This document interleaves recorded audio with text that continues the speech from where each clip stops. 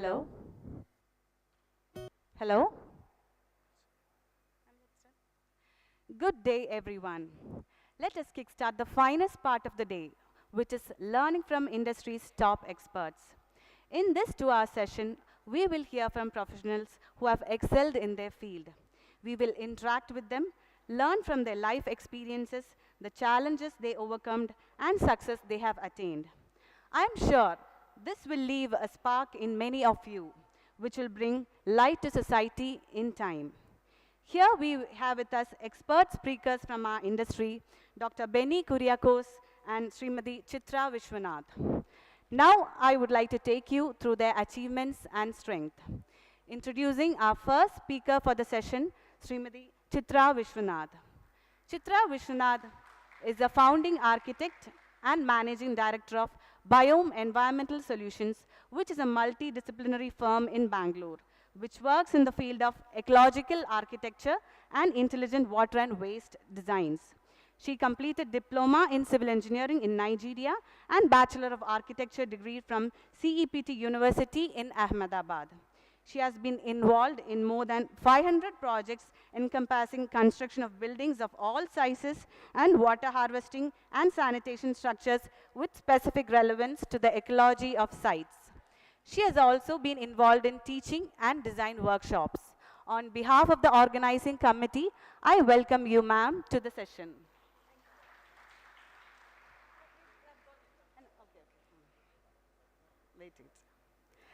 Moving forward, I would like to introduce our next speaker for the session, Dr. Benny Kuriakose. Dr. Benny Kuriakose focuses on the design of structures built from natural materials and runs a conservation and architectural design consultancy firm, Benny Kuriakose and Associates in Chennai.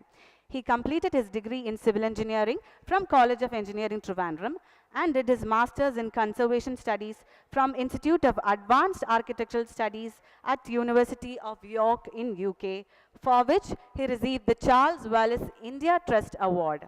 Later, he did his PhD from IIT Madras. He has worked on all sorts of projects from mud houses to tsunami reconstruction housing. He has also worked as a consultant for UNDP, UNESCO, different state governments, non-governmental and other organizations. On behalf of the organizing committee, I welcome you, sir, to the session. Furthermore, I would like to extend a warm welcome to all the faculty members and students who have gathered here from institutions across the state of Kerala. Without further delay, let us begin with the scheduled events for the day. Inviting Srimati Chitra Vishwanath to share her thoughts and interact with the students.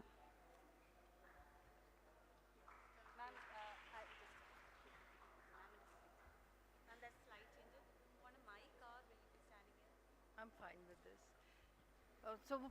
I start with first question. Can you all hear properly? No. What's happening? Echo or is it better?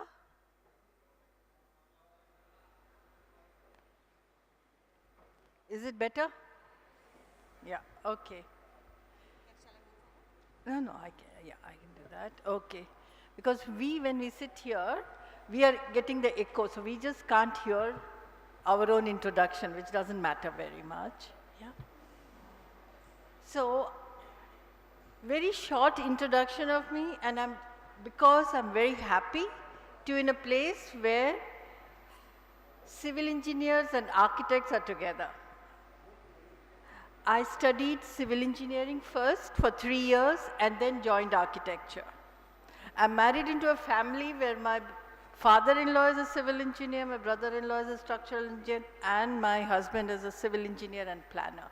So I'm like steeped into a pickle jar of civil engineers. Luckily my sister-in-law is an architect, so we are the real pickles and the rest are the masalas.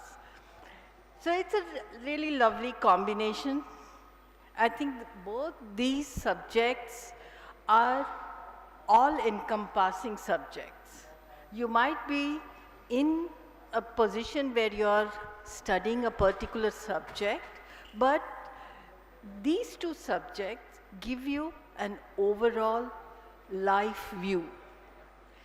And it doesn't remain at that particular profession itself. So I was with a lady who is an advocate, and she was always saying, as an advocate, you have to learn everything. And it's similar with both of us, civil engineers and architects. We have to learn everything. Now, if we have to design, let's say, a hospital, we have to learn about the medical processes. And then both of us, again, civil engineers and architects, we have to know what was the degree of sanitation should be there and various requirements depending upon the various ailments. And then the whole movement and how do I create a space which is beautiful, which will also cure people. So it's not a subject which just says, how do I make a column and a beam? It doesn't stop at that for civil engineers. It doesn't stop at the architects that you make a lovely space and make nice colors and beautiful curtains. It goes much beyond. So that's wonderful. But what is our environmental impact? And why am I talking about the environmental impact? So I start with one short question, which is, what is your desired future? 4 of you can answer that. What is your desired future? What do you want to be in future?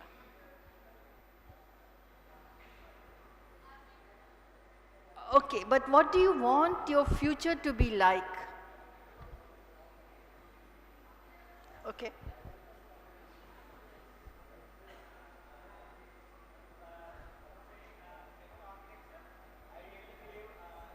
No, what is yours, not of architecture or anything. What do you want your future to be like?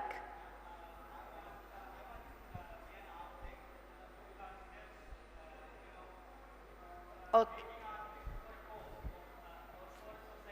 For the society. Okay, somebody at the end, what do you want your future to be like? Okay. Well, okay, here, fortunately or unfortunately, is the 2 architecture students who replied, but if anybody from civil engineering, what do you want your future to be like? Okay, well, you all want to do very well in your profession and do great works, be known, many other things. So park these answers within your head and we'll continue forward. So 47% of carbon emissions is from the construction industry. This is global. I hope you know about carbon emission, in terms of what it's doing. That is our future. Future is full of carbon emissions. And so we say 47% are from buildings. How does it come about? It's from construction of buildings. It's also the way the buildings are used. So should we stop construction? What do we do? Civil engineers and architects, if we stop construction, we can't be architects, we can't be making buildings for a cause. What do we do? But we cannot stop construction, especially in India. And why? And there is something called Human Development Index. The Human Development Index of India is as low as Africa, in many countries of Africa, so it's really low. And for a better Human Development Index, infrastructure is important. Infrastructure involves you civil engineers as well as architects. We need better schools, we need better hospitals, we need better roads, we need metro, we need many things. So we both go together. So we need to construct. And construction contributes about 27% of the carbon emission. So we have to think how to construct. So the elephant in the room is climate change. And what does climate change do? Okay. Climate change leads to warmer temperatures, higher temperatures. Have you noticed from your young age to now the differences in temperature? Differences in heat? Have you heard your parents saying it's much hotter earlier? It's a Bangalore. I come from Bangalore. Bangalore, the winter lasts till February end.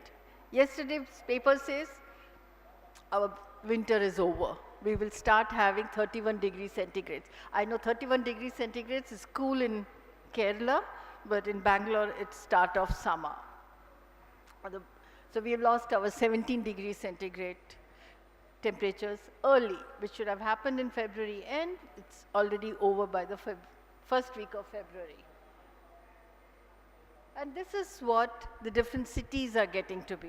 You can see, and this is from 2001 to 21. All the time you were all born. That's how cities have changed.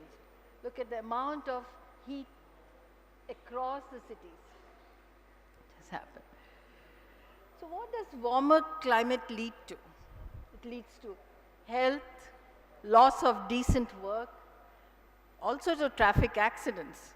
If you don't sleep well, you can't ride well. You can't just be blaming your roads. You have to also blame your buildings. So you should tell Mr. Ella that we can't keep blaming our roads. Give us places where we can sleep comfortably. Our drivers sleep comfortably. Then only they can drive better. So buildings are as, they're as much of a criminal when it comes to traffic accidents. So the solution sought is the way this room is. Make it really cold. Make it AC. And it's very comfortable. We can sit here, we can even wear a sweater in Kerala, no? In these places. But India would see every 15 seconds an AC will be bought. So what does an AC do? What does an AC do? As civil engineers and architects, we also need to learn how a machine works. What does an AC do? It has a refrigerant. It takes the heat from inside and cools it and then sends it back and sends out the heat out. So what would that entail? That would entail that, that would entail that we will have urban heat islands. We are cutting our trees. Right now in Bangalore, we are going to be cutting about 3,000 trees for a road to happen.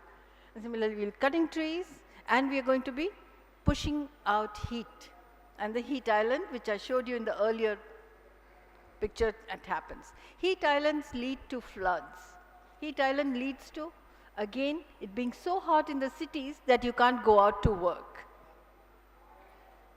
So what I'm saying and what your speakers said, that we all need new narratives, new ways of thinking.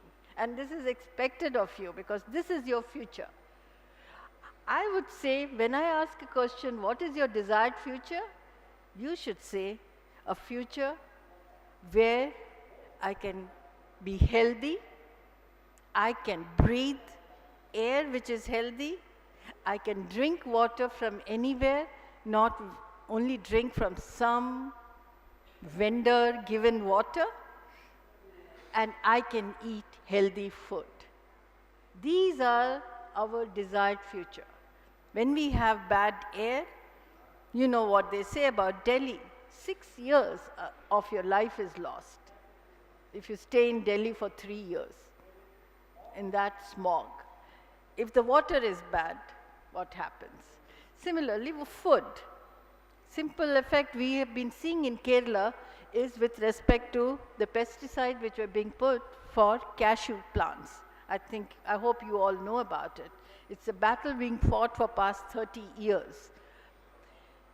You want your children, your grandchildren, we want our grandchildren to be healthy. And for that, we want the future to have clean air, clean water, clean food, and for all that, we need great amount of good biodiversity. This is our future. With this such a future, we'll surely have, we can be great architects and civil engineers, without which we'll not be healthy. So I take just the idea of heat and say a cool space to live and work has to be human right. ACs, air conditioners came first as spaces of work to be cool so that you can extract more work. Now it's come everywhere.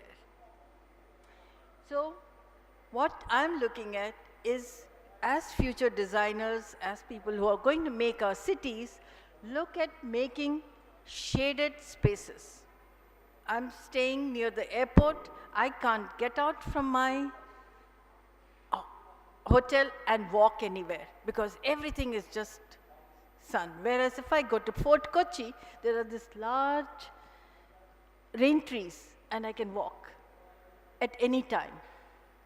It's perfectly shaded, it's nice, it feels good, but not here. So look at how you will make your urban spaces, how you will make your buildings. Prioritize shade. Don't look at these buildings which look great, glass, and just that. And with this glass, it's also heating up the outside. So heat and energy are interlinked. Make cool, day-lit interiors. The amount of light we use here is again heating up some place because the water is, sorry, in some of the states, like in Karnataka, we use thermal. So we are burning coal to get energy. And that means we will be having heat somewhere else and pollution. And then I say, is reimagine. You have learned science. Think of undergrounds as places to live and work. Undergrounds where the water table is not high, you should know about it, but you can design even if the water table is high, but think of undergrounds. And think of roofs. In Kerala and everywhere, our sun is at the top, the roofs get heated most. So how can we make roofs cool? So I'm giving you examples, and I'm saying that we are all fighting for saving the trees in Bangalore. You all should fight for trees. Trees are universally the best system for giving us clean air, clean water, biodiversity, and food. Just one simple natural product, and make spaces like this. I don't know how many of you have been to Mumbai or to Delhi, Connaught Place, Mumbai at Colaba, where you have this shaded walkways, and it's so nice in our tropics. Don't make buildings the way we're making nowadays. Don't make cities the way we are making, as if one building is essential and as if it's in Europe. And when you're working and you're going to be also taking responsibility as future urban designers, design the laws that the daylight enters. Daylight is what we need for health. We need vitamin D. India is one of the countries where largest number of people are suffering with vitamin D deficiency. How can that be? We have so much of sun, and that's because we are not making it right. The interiors, we don't go out to walk because we can't walk. Can you walk easily? No. So that's why you take your two-wheelers and go somewhere, because you just can't walk. You don't have pavements. So think of walking. Walking is essential. Walking makes you think also. And so this is happening. Learn from other countries. Rotterdam is designing its bylaws that light enters till the bottom, to the ground floor. So learn this and become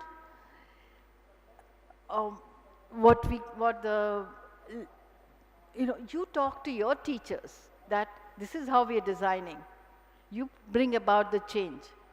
Think of it as your future. So this is an example. I hope this is surviving. This is in Turkey, a place where it goes up to 50 degrees, and they lived underground. This is an example in Helsinki, space which is a museum underground, and above ground is a lovely public space. I'm sorry, I don't know whether you all can see, but I have shared the presentation so you can see it later. And so this is an example from our work, Smart Roof. How a simple terrace. I see most of us here in Kerala make a terrace and then put a GI sheet above because the terrace is leaking. So it wouldn't have leaked if we employed good construction methods, but we didn't. So it's leaking, and because it's very hot, so you have shaded it. But we can do many things. Your terrace can become where you get your energy from. Your terrace can become where you get the best drinking water from. Our undergrounds are polluted. That water isn't great for drinking, but rainwater luckily isn't, and you can get water to drink. And on the terrace, you can put toilets and then treat the waste, both the human waste, and grow rice. So we grow rice on our terrace, and that makes it cooler also, and we get a bit of rice. It's not boiled rice, it's raw rice, but boiling process we don't do, but there's rice. And it gets cooler, and it adds to the biodiversity. There's so many birds which come because there is rice, and there are rodents who come on our terrace. So there are things happening on the terrace. So what are we saying? Construction can make an environment, can create an ecology. So this is the underground. We made our home has an underground. So the underground could be a lovely place to work. It's 22 degrees centigrade in our house. We have undergrounds with gardens, beautiful gardens you can get out to. But again, for architects and engineers, where does the material come from? Underground gives you the material to build. If you make an underground, we did research of our own project. Most of the basement can give you earth for not just one building, not just your own building, but for two more. So the city becomes a place which is giving earth to build from. We built with earth in Bangalore, and it can be done almost everywhere in India. You can modify the earth and you can build with it. And what does the modifying and building with earth entail is you're no longer burning bricks. For clay, you have to burn, otherwise it doesn't work. Whereas you can modify the earth with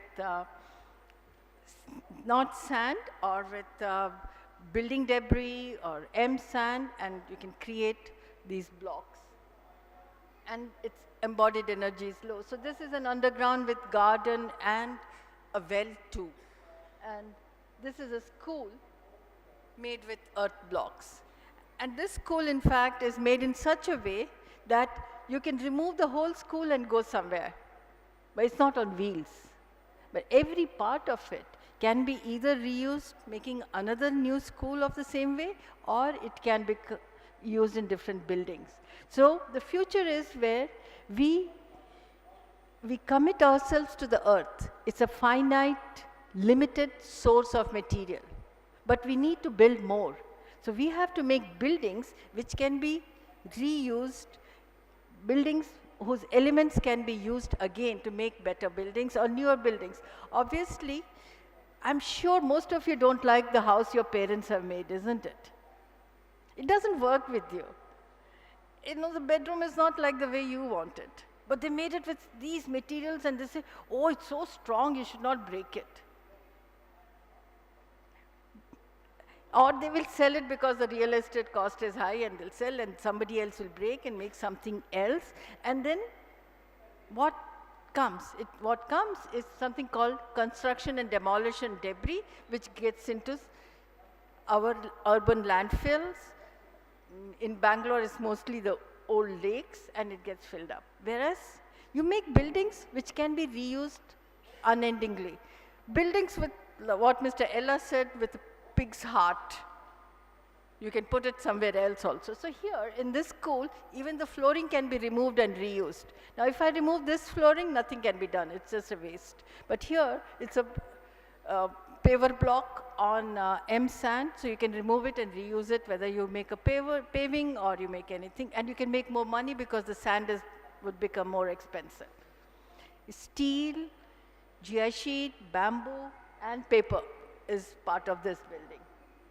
So we made a school, again which went partly underground with underground play spaces. And why am I going underground? I'm getting earth, but also below your feet, There is no biological activity happening. So build below your feet. That's the whole idea. So it's a school in Coimbatore. But don't build undergrounds at the cost of aquifer. This is why I'm saying our profession needs an overall knowledge. As architects, you should know what is the water level in your building. Not just go there and say, I want to make an underground, but the water level is at 5 feet, so I'm going to take out all the water. That's what happened with Agrasen Ki Bawli in Delhi. Next to it, a metro station came, and the metro station was underground, and so they had to remove the water. Now, they were great civil engineers. They removed the water, they made the metro station absolutely dry. You have offices in the basement there and everything great. But in 1976, Mr. Rai took this photograph when there was water. Now, when we go to Agrasen Ki Bawli, we see dry, beautiful architecture. We'll put it up as lovely stepwells of India, but it doesn't serve its purpose. So how do I understand hydrology? How do I understand hydrogeology? You see this, you cannot be experts. Christopher Alexander, I don't know how many of you have read him, he says, we need to be generalists. We need to know a lot of different ideas and knowledge all the time when we even tackle design of a toilet. So I come to our hero from Kerala. Many of you must be knowing, and you will hear Benny, who has worked with Baker, and Baker's been his guru. I haven't met him. I've only seen his feet when he was not well and when I visited the house, but he's my guru too. So he wrote down about 30 points, and one of it is study and know energy used in manufacturing transport materials. So these are the embodied energy. And now, at this stage, it's very easy for you to know the embodied energy of every material you're going to use because you have so much of data available. And with AI and the other tools which you would get, you can project how much embodied energy would be there in your building and build with the least embodied energy. While he talked about embodied energy, we now, 40 years later, require to know about the global situations. We need to know about our water resources. We need to know about our wastewater flows. Where does the wastewater go? Ask this question when you're designing. And learn about the local biodiversity. Make spaces for all. Make spaces for the birds, bees, ants, everybody.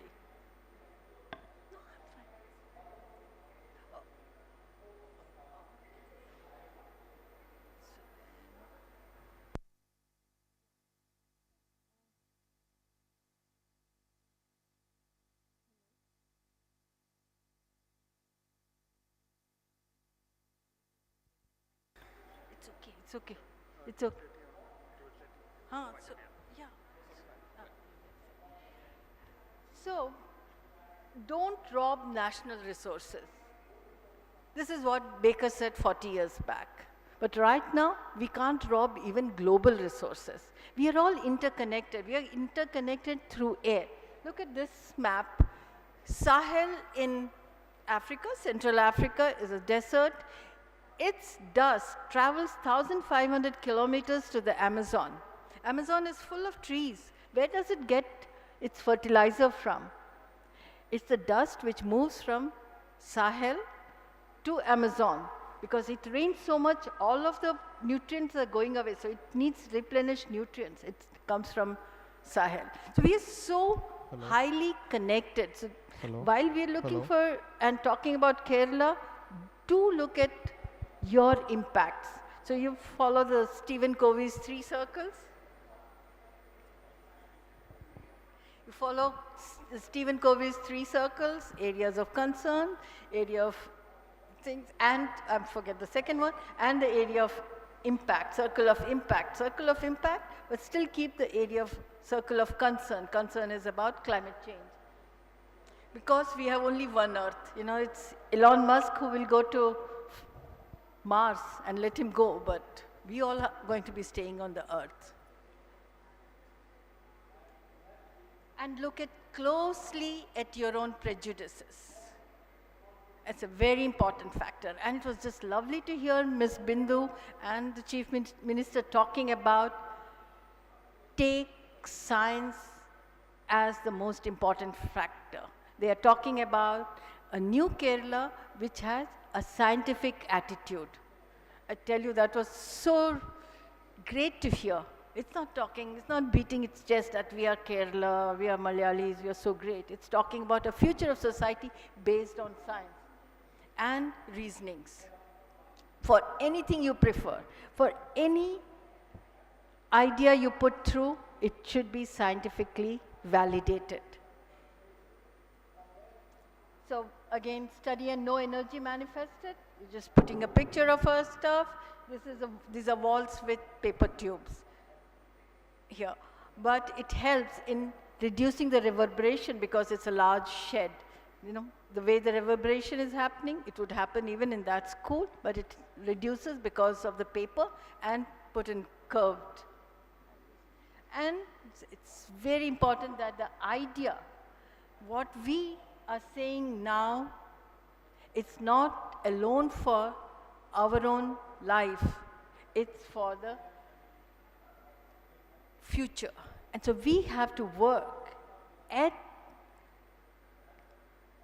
creating a future and for work on that idea, because if you don't work on that idea and die without working on the idea, it's no use. So work on the idea, because that is how we will be measured. Nobody was making living rooms in the basements in Bangalore. Basements were mostly for car park. Imagine a car which can otherwise stay for 12 hours on the road in an open parking place, and we make one car park for the basement. What a waste. Instead, let the car be out. It requires less energy for it to be taken out, but make a lovely cool interior, which is 22 degrees centigrade throughout the year. When it goes down to 13 in Bangalore, it's 22 degrees. When it goes up to 38, it's 22 degrees. So this is what you will have to keep doing, keep at it. So a perseverance is the most important factor. Thank you.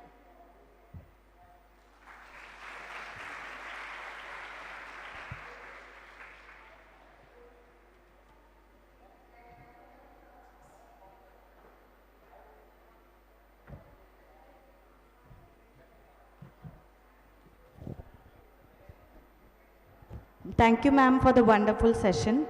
Now inviting Dr. Benny Kuriakos for yet another wonderful session. Is it better with this mic or with this? Both are same. Huh? This is better.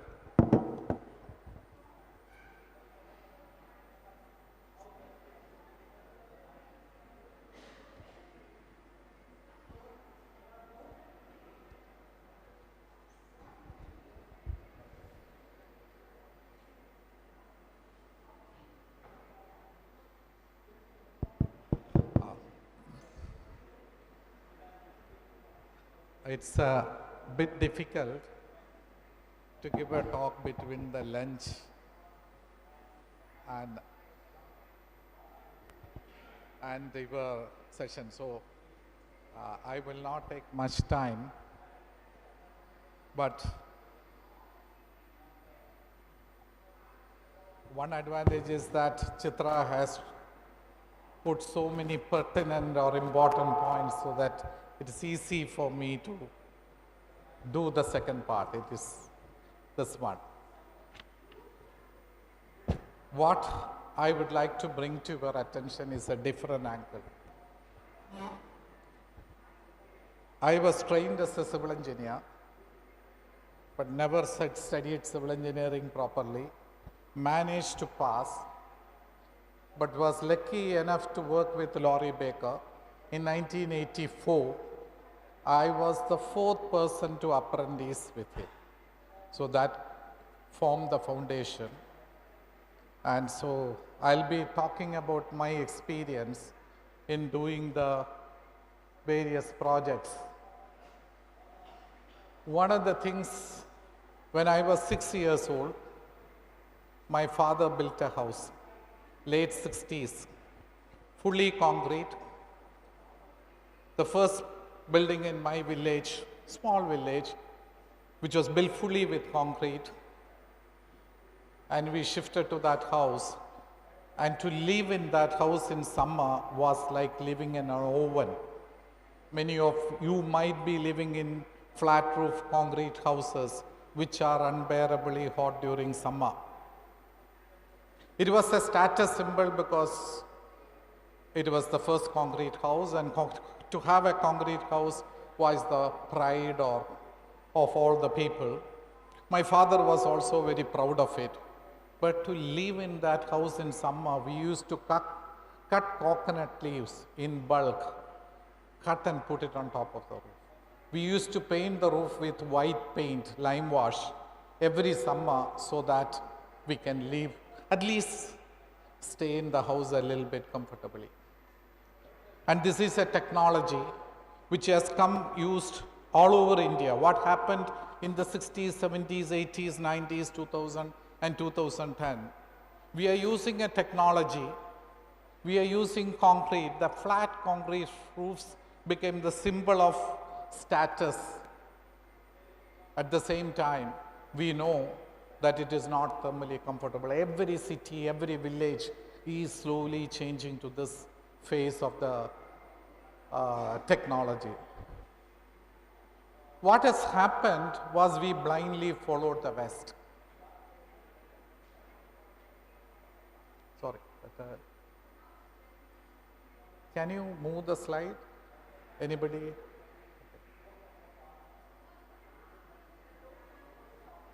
This one. Yeah. Let me figure it out. Let me just. Yeah.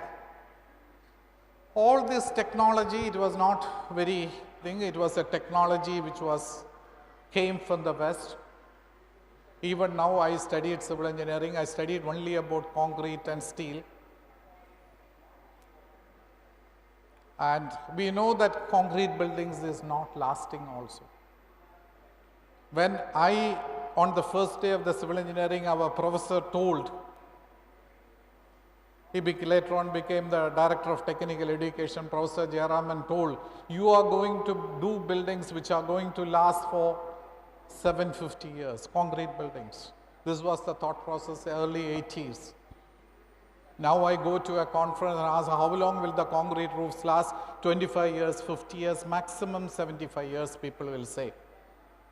If these buildings are going to last only for 75 years, why are we building these buildings? This is a question which is to be asked. This is a thing which has happened with the blindly following the West. This is a building of one of the engineering colleges which I had to inspect. Less than 10 years old, on the verge of closing. What is happening? The reinforcement is getting corroded. When the reinforcement is corroded, the plaster flakes off. Very difficult to repair a concrete roof building. Very, very expensive to repair a concrete roof building. People don't know. All over Kerala, you can see people putting metal sheets. Now people are becoming more intelligent. When they build the building, they put the metal sheet also. And aluminum industry, sheet, colored roofs, etc., they are doing extremely well. They put the concrete roof and put the aluminum sheet industry, this thing on top. Research has shown what is flat roof scandal. In 1972, Architectural Review, one of the premium magazines, carried an article, 1972 September issue or October issue, carried an article that 1/3 of the buildings in UK are leaking. See, in India, if PWD buildings leak, we can know why the buildings leak. But in UK, where the specifications and quality of construction ensured 1/3 of the buildings are leaking, they did a survey of the concrete buildings. Because you have studied in 6th standard school that concrete, any material has to expand, and for every degree rise in temperature, the material has to elongate. coefficient of linear expansion. If the temperature has to reduce by 1 degree centigrade, it has to contract, but it will be 0.000016. Whatever it is, every day concrete is expanding and contracting. Daytime, the temperature is 40 degrees. Nighttime, the temperature is 25 degrees, contracting and expanding. And this is a problem. That is why, even if the building is done according to the latest specifications and quality of construction, concrete buildings will leak after a period of time. This is what the study showed. 1972, but we still do concrete buildings. Something which cannot be controlled. Something which cannot be done, and we still teach about these buildings and technologies which is there. Asbestos was considered as a wonderful building material. When asbestos came, it was called wonderful building material. It's cheap, lightweight, fire resistant, all the things you want for a roof is there for asbestos as a roofing material. 19th century came into use, but it is in the 60s and 70s people found out that asbestos causes cancer, which is called asbestiasis. All the European developed countries banned it. India has also banned it, the production of asbestos. Wonderful building. So 60 years, 70 years, 80 years after the material was started using, because people thought this was once told as the solution to the housing problem. We took 70, 80 years to do it. Air conditioning, chlorofluorocarbons. Air conditioning, the way you see this building came to be popular in 1930s. Because 1920s and 30s, the thought process was very different. We have a technology to go 50 stories high. We have a material called concrete which can take any form of shape.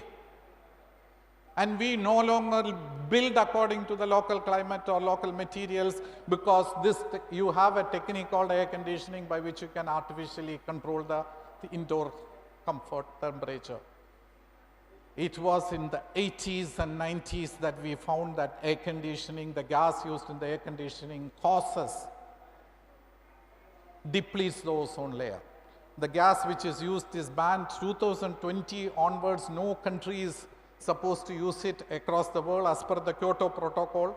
Now we are using a different gas, but 60 years down the line, we found out that the ozone layer is depleting. Ozone layer protects us from harmful rays and ultraviolet rays and causes so many diseases.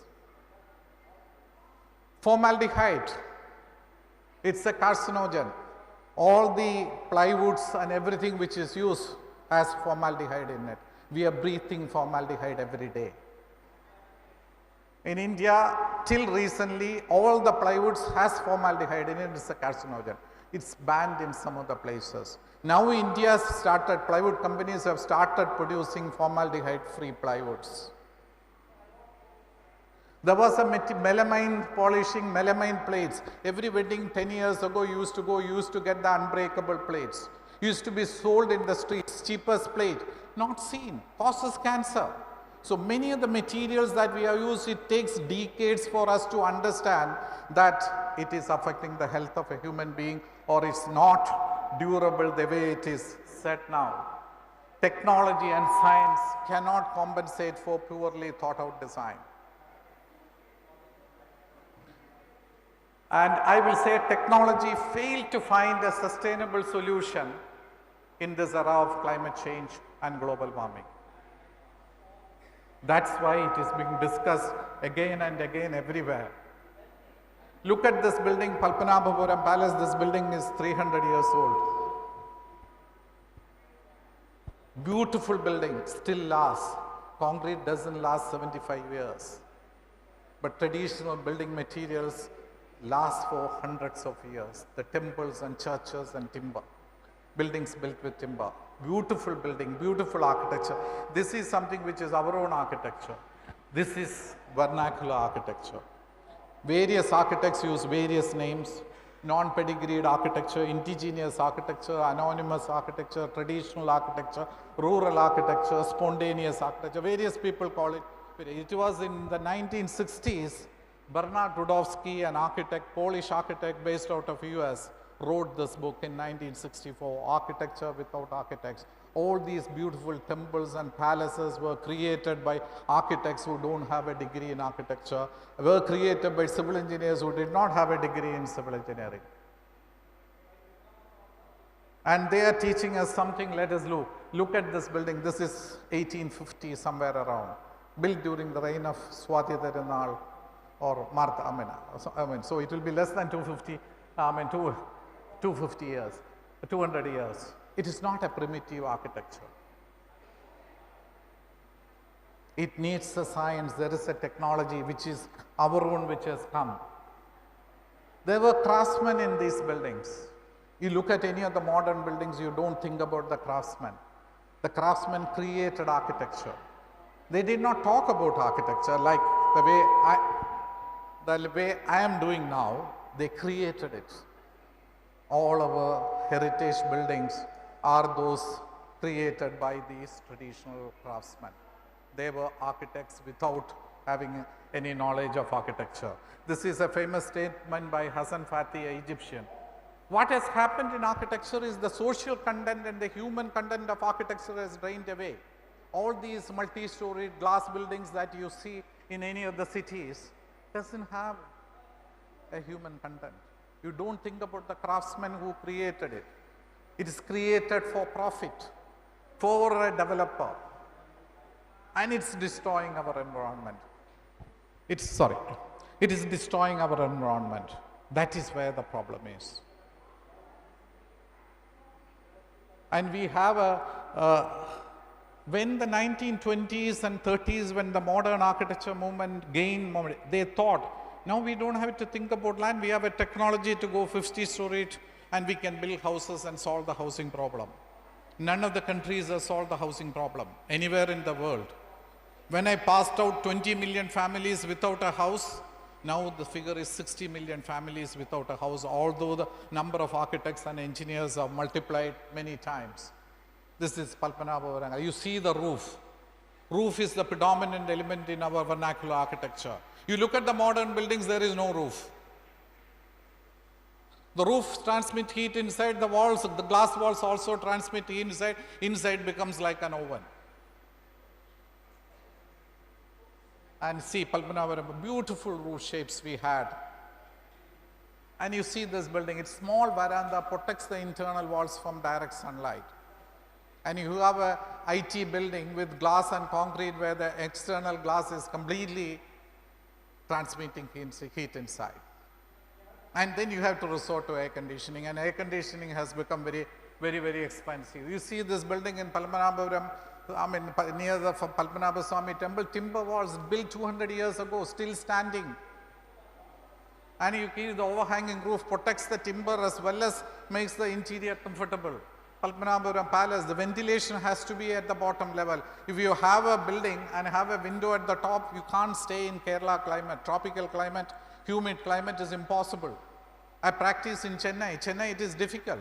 There is cross ventilation is, even if the temperature is 45 degrees, you stand by the beach or a lakeside and the wind is flowing, you are comfortable. It is not the temperature which is the critical factor, it is the cross ventilation which is the critical factor. Depends on the climate. And this is what you see inside. You sleep on the floor. We hardly had any furniture. Furniture, etc. came from after the Europeans came. The word mesha is a Portuguese word. The word caseira is a Portuguese word. The word janela is a Portuguese word. We didn't have these things till the Portuguese came. So this is something which we have to look at. And even the poor people build houses which are suitable according to the climate. Now a situation has reached where we have to design according to the climate. We have to use local materials. We use the same kind of things, it will be disaster. This palm tree, which is in my village, where this is where the Ashan Kalari, or the way we used to go and write A, B, C, D. You can see the palm tree. He is retaining the palm tree only to rethatch his roof once in 4 years. This is very, very important. You see the laterite. This is one of the material. When my father constructed 1968, the blocks which were used was cut with a pit in the same compound. When I was a child, I could see the pit. But we used to dump all the waste into that, all the kitchen waste, anything we put it in the pit. Now 50 years down the line, we don't see the pit. Very eco-friendly. My father and mother still lives in that house. Very, very important to do. But used to cut by hand. The land was not degraded. Now you see the laterite buildings, there are quarries coming like this one. It is the same material, but the source of the material is different. You have to see where the source is coming from. Land is degraded by this mechanism. It is the local material, but land is degraded. This is the stone. I have done so many buildings with stone, but now I am hesitant to use stone in my buildings. Kerala is caught between landslides and sea erosion. One side sea level is rising, sea erosion is happening. Middle land floods are happening. You go into the hills, landslides are happening. What will you do? In 2018, floods came. One of the ministers told that it's something which is happening once in 100 years. 1924 was the last flood. 2018 is the next flood. Every year flood. This summer, Ernakulam had 3 floods. This summer, don't think about the rainy season. Those who live in Ernakulam know that MG Road and many other areas were getting flooded. Where are we leading to? And the sea level is supposed to rise. If the sea level rises, the river water will not get empty into the sea easily. Floods will be much more. What is the effect of climate change? Big spells of rain in a short period of time, causing floods. Don't you want to live in this world? Floods have become a very common occurrence in India. It's going to increase. I've written a book on floods which was published by the government of Kerala. I wrote it in 2018. And I said very clearly in the book, which was written immediately after the flood, floods are going to be a very frequent occurrence in Kerala. And that is what we see now. At that time, most of the experts did not agree with me. So this is something very, very important which is happening. We should not look at vernacular architecture being copied as a style. We should study the knowledge system which our masons and carpenters had. It is our own system which is very, very important. We should interpret this knowledge and adopt it to suit the modern era. But unfortunately, engineering college students, architecture or civil engineering are not about earth, lime and timber. But 90% of the building stock in India is built with earth, lime and timber. You are not taught about these things. Why is our curriculum like this? You are being taught about a building material which will last only for 50 years. This is where, and if buildings are demolished once in 50 years, 75 years, it is very, very difficult to look at sustainability. You have to understand. Building has to live for a minimum period to look at sustainability. This is the Athangudi tiles or traditional, not even a single unit of all the photographs of my buildings, which I have done at various point of time, if it is not a historical building. But I'm not talking about my projects, I'm talking about some of the ideas or how my office architectural practice is based upon. Athangudi tiles is one of the buildings I've done. Traditional, not even a single unit of electricity, no single firing. Traditional technique which has been used. This is another building, recycled materials, recycled roofs. You can go for any kind of designs. Timber is a building material. All of our buildings, this is a building which you have considered, entire walls, roof, everything is built with timber. This is how our old buildings were at one point of time. Timber is considered to be the most sustainable building material in the world. You are talking about all these climate change and green buildings and sustainable architecture. All the measures that we take only will slow down the process. Instead of happening to you, my children, it will happen to my grandchildren. None of them will reverse the climate change. The only thing which can reverse the climate change, the only thing in the world which can reverse the climate change, you use more and more timber in buildings. Because when you use timber in buildings, the carbon gets locked. You allow timber to decay, carbon is emitted. That's what you learn in the 7th standard biology, carbon cycle, water cycle, hydrogen cycle. Allow timber to decay, carbon dioxide is emitted. You burn firewood, carbon dioxide is emitted. You use timber in buildings, carbon dioxide is not emitted. Use more and more buildings, timber in buildings, then that's the only way to reverse climate change. And that's why trees are the only things which can absorb carbon dioxide from the atmosphere and release oxygen. Because carbon content in the atmosphere is the major issue in this. And in timber, carbon gets locked as a result. I mean, this is one of the projects we have. Use more timber in buildings. You need not use teak and anili or anything. There are so many. We have used firewood for buildings.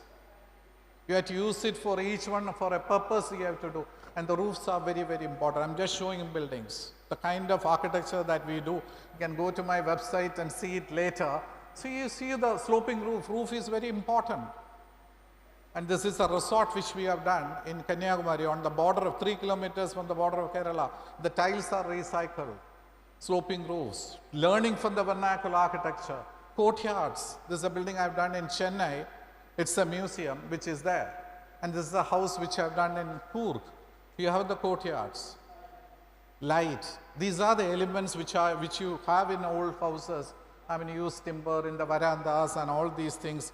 These things are very, very important. This is the Athangudi tiles or Chettinad tiles being used as part of the buildings. Another veranda with the timber roofs. And I use timber extensively in my buildings, which is there. And cross ventilation, you have to have ventilation right at the floor level, which is very, very important. We have a rich variation of architecture within our country. Within Kerala itself, there is a variation.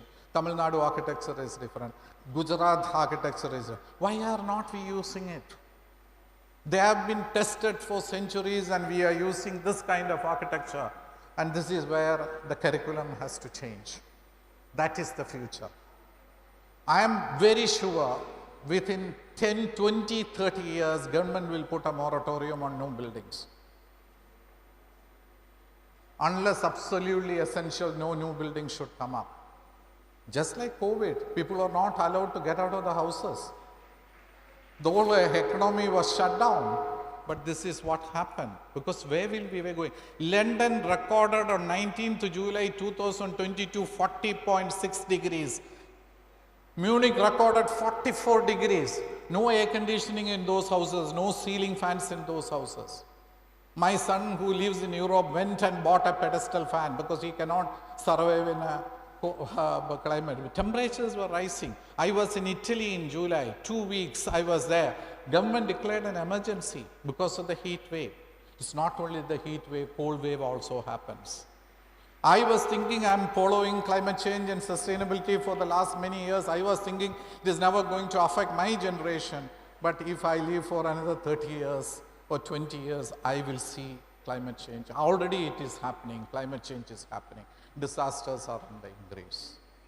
Temperatures is on the high rise. Out of the 10 highest temperature recorded in the last 100 years, out of the 10, 6 or 7 or 8 happens to be in the last 10 years in most of the cities. The scientists say that the climate has come, the temperature has increased by 1.2 and it's going to be a very serious situation. The only solution, one of the major solutions is to look at vernacular architecture which will make the least impact on the environment. That we have to change from concrete and this conservation, very important. Reuse, recycle, etc. one of important. Why can't you recycle the whole building? This is the Pallium Palace which is being restored. I'm just showing some. You should recycle the whole building. That is conservation. Why should a building 40 years old is pulled down now? Because it is not convenient according to the present day kind of living. It is a crime to do it. That is why the government will come with a moratorium very soon. This is one building which has been conserved, and the before and now the top is the before and this is the after pictures which is happening. Again, Paravur synagogue. So 50% of practice deals with conservation because we believe in recycling the whole buildings. Very, very important. Why are the heritage or the green buildings not talking about recycling the buildings? They talk about recycling the plastic. Why can't you think about recycling the buildings? Which is nothing but conservation, and that's why this is the future which is going to be. So I'm just showing examples. This is some of the buildings. This is a synagogue in Alleppey canal site, which not the synagogue, it's a Muslim mosque, which we conserved as part of the building. And another view of this thing. This is a kaya factory which has been conserved. I mean, this is where the Binale, I mean, not the Binale, Logamay Tharawad Artist Exhibition is one of the old kaya factories converted. And this is a godown in the port museum, port area which has been conserved. Exhibition is happening. This one, I'm just running through these slides. Conservation means less resources, more labor. When you recycle the building, the economic impact when you make on a building is much less. And reusing an existing building is the greenest thing one can do, which is very, very important. Heritage, it reduces the demand on land. It reduces demand on new materials. And this study done in UK shows that it takes 35 to 50 years for an energy efficient building to neutralize the carbon or neutralize the impact it has made on the environment. If you are looking 35, why are you demolishing a building after 25 years? So many buildings are demolished in 25 years. And also a study done by US Energy Information Agency shows that the buildings built before 1920 are more energy. The science of know-how is less, but the buildings built before 1920s are more energy efficient than the buildings put out between 1920 and 2000. If you look at a concrete building now, they are not very energy efficient compared with the vernacular. If the vernacular architecture buildings don't have enough windows, add windows. If they don't have enough light, add windows. If the rooms are small, combine two rooms and build a bigger room. That is the solution. You go and stay in a Hilton or Taj type of hotel for 3,000 rupees a night. You go and stay in a heritage hotel for 20,000 rupees a night. Why can't we look at a completely different policy which looks at conservation in a bigger way? We have to see heritage as an asset. It's an economic asset. It should not be seen as a liability. Many people see an old building as a liability.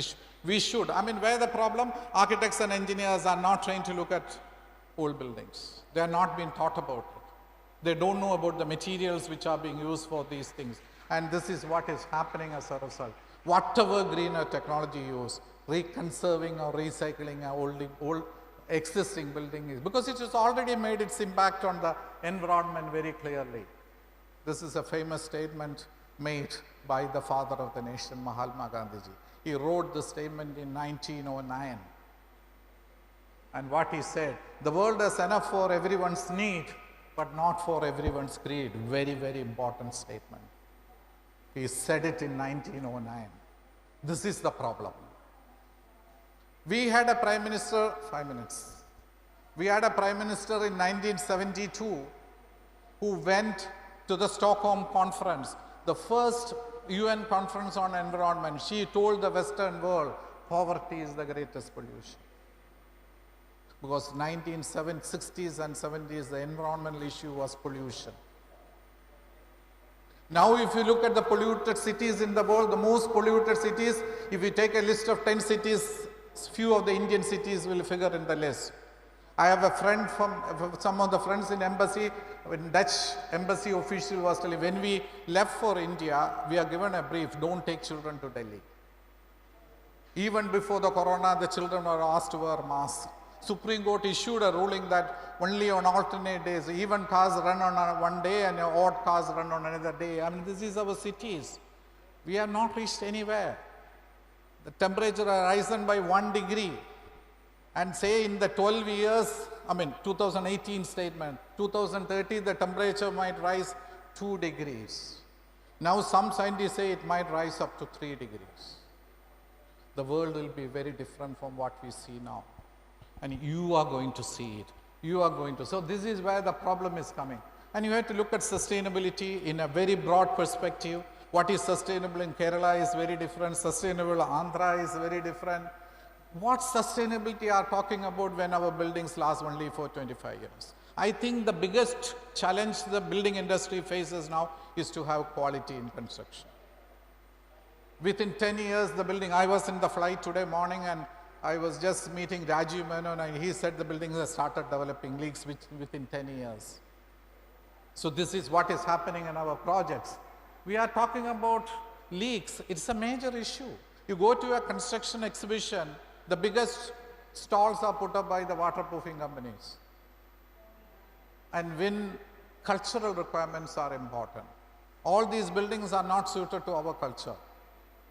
You buy an Innova car, I travel in Innova Cresta car, supposed to take 7 people in it. But if 7 people has to be taken, some people has to get out. Because the back seat, somebody has to get out. And it's a 20 lakhs car. Why is it? We have imported a model from the West blindly and using it, and if we call it 1+7. But in Europe, those back seats are meant for vegetables and groceries. Why are we looking at things like that? Why are we blindly adopting? Everything which said in the morning, innovation is important. But let us take our roots from our own heritage and our own history is very, very important. Much of India makes very tiny environmental impact on the sea. Very, very important thing to look. Now look at these figures, slightly old. I thought I will, if I get time, I will update. This is a 2-3 years old figure. And America, an average per capita, 16.5 metric tons is the carbon dioxide emission. An average American. Look at India. India is 1.7. Look at China. China is 7.5. Look at Afghanistan, 0.3. Look at Qatar, 43.9. These figures are come down. Now, this is, that's why it's a 4 years old figure. Look at Bangladesh, 0.5. Bangladesh population, Indonesia population, Chinese. If Indians, instead of 1.7, we start producing 16.7 metric tons per capita, the world will come to an end. It's not very far off.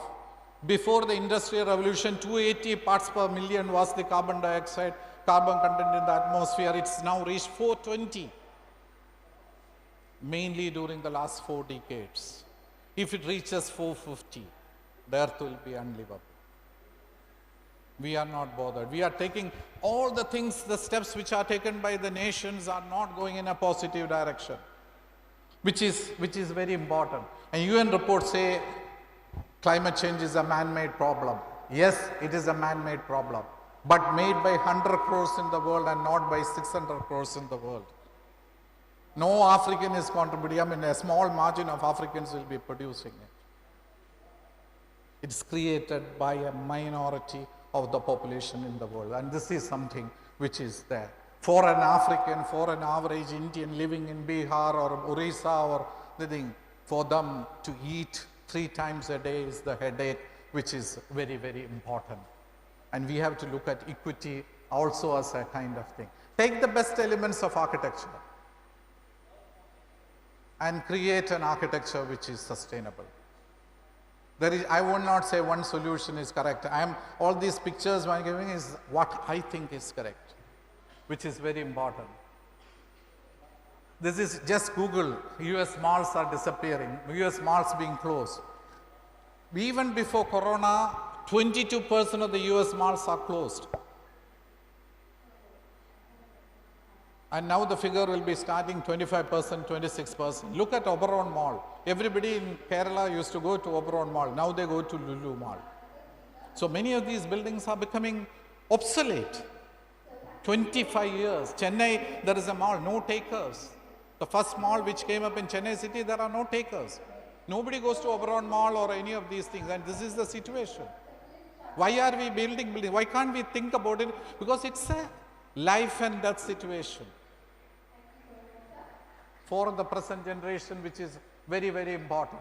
No, I am not talking about the Western model or giving you a romantic view of the traditions. I went to UK and saw some of the buildings being built with timber. Completely timber. Floor is timber. Frames are timber. Instead of concrete and steel frame, they use timber frames. Walls are timber. Everything is timber. There are architects who build like that. I saw personally this is one of the buildings which I saw. Yeah. This is one of the buildings which I saw in London city. This is the figure. Building is in Vienna. It's a 24-story building, the tallest timber building in the world. 76% of the materials used in this building is from the timber. There are some sanitary fixtures, there are some glass, that is constitute that 24%. No concrete or steel. They're using timber. Townships are coming with timber. Why are not looking at it? When you look at curriculum, we have to look at what is there in the future. I mean, this is not something which is under review. Our planet is very fragile. Sustainability, climate change, global warming error, it has already come. 10 years ago, we could have said it is not there. We have to look at the planet. We think exploiting the nature is our right. Exploiting children is bad, exploiting labor is bad, exploiting women is bad, but exploiting nature is our right. We think so. But we have to put a full stop to it. We might think that we have conquered nature. Nature is giving back to us in the form of, now there are so many Sandy, Katrina, Oki, so many hurricanes and cyclones are coming. Earthquakes are on the increase. Everything is on the increase. Where are we leading to? Because our planet is very fragile. Our Kerala is even more fragile, I will say.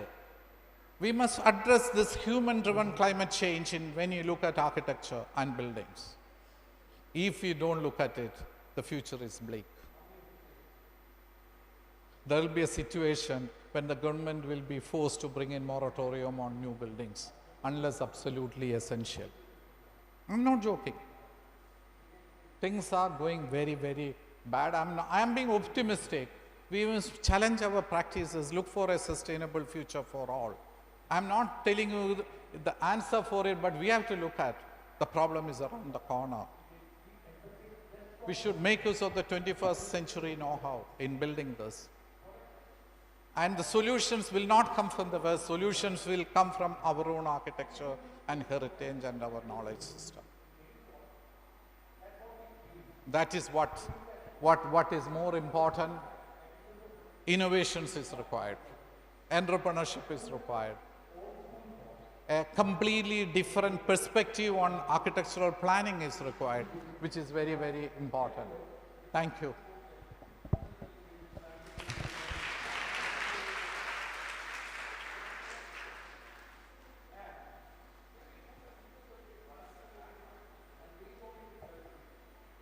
Yeah, 10 minutes is there. Yeah. Hello. Many thanks, sir. It's always great to hear from the experience. It was truly a wonderful session. Now we shall move to the interactive session. So students, if you have any questions, you may please ask the speakers.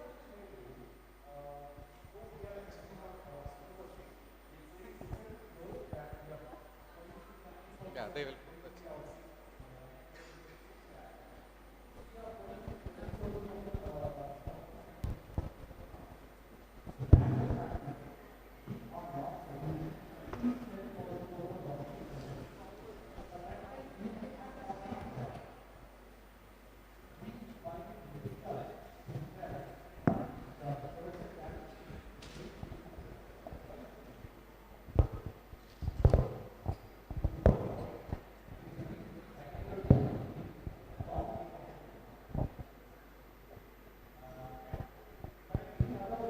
Sir?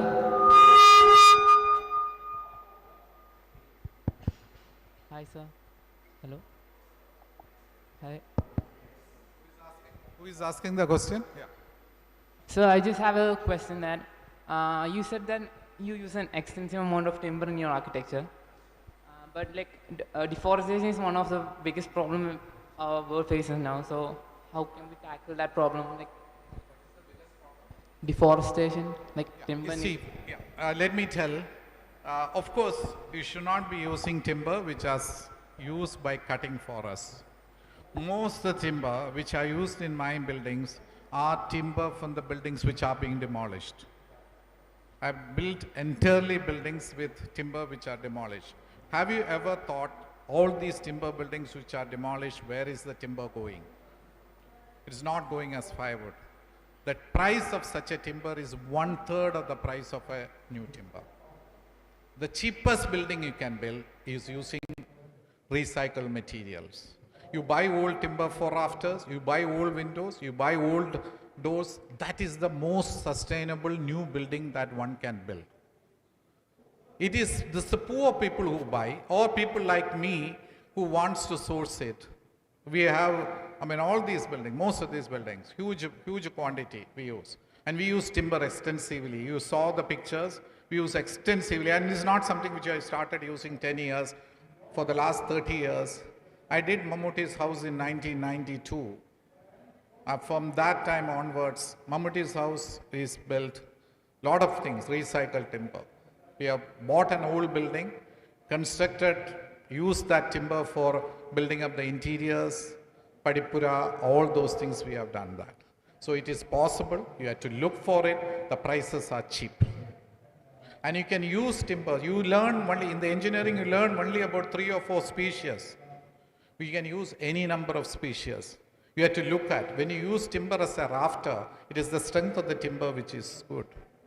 You don't have to look at the grains. You don't have to look at the smooth finish. When you use for furniture, grains are important, smoothness is important. But when you use it as a roof, strength is important. There are timber species which are available at 1/3 of the price of teak and 50% more stronger than teak.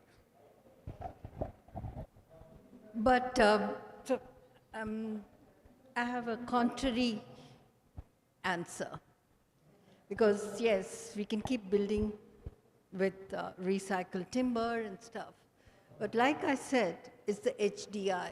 And we need to build a lot of buildings which are for a lot more poorer and for a lot more very different uses. A school in the villages. Like you said, you want to make buildings which are for a cause. And we have to make a lot of toilets. We have to make a lot of different things. Okay? So, while we say we use timber, in your own designs, you need to make place for a tree, for timber to be grown. Create landscapes where timber trees are also part of the landscape, not the trees which just look good. Why are we having around our airport so many palm trees? We are not in Dubai. We could put trees which will give us timber. Like Benny said, understand timbers which will be possible through short term. So what we need as architects and civil engineers to start looking at the multitude. We might have 1.7 as the status, but we are riding on the poor. Read up an article which came out in, I think, 2011 by Greenpeace. Our carbon emission and everything is much lower because of the poor. Because many people just don't have the resources to eat 3 times a day, forget building their own homes. We have to really look at a balance. Timber is not recycled timber or any of it. If you go to Gujriwala recycler, it's easily you can buy it off. It's not available just like that. Even metal you don't find in waste because metal can be recycled. So we have to do a balance for the future because we have to make a lot more people come out of this utter poverty. And that utter poverty is because they don't have education, they don't have technical knowledge, they don't have education to become entrepreneurs. So we have to take them out. So we have to have colleges and so. They don't have good health. Health, what we spend as poor, if they end up spending on health, they will lose capacity to be able to work. In Mumbai, the slum redevelopment housing which is done is 10 degrees hotter than outside. And this is our design. So go to Biennale and see a very nice Vietnamese artist has put up, where she or he, I don't know because I can't remember the name, has told that his father was somebody who made briseloil, that means the jolly blocks in concrete. And there's a beautiful jolly blocks done all over Vietnam, and they just survive, even if it's in concrete, they've been very well made. And now glass and air conditioners come. So what's happening is that when we do these things, and I'm losing the track of my speech, but it is still, you have to build. We have to build for better health. So if a person loses the ability to work, the family suffers, everybody suffers. And so how do we design buildings for future that they won't heat up the environment is important. How do we give jobs to so many different people? Baker built with hand, less of machines, just because it could give job. How do we build that our buildings can be totally taken over? Even walls can be taken out.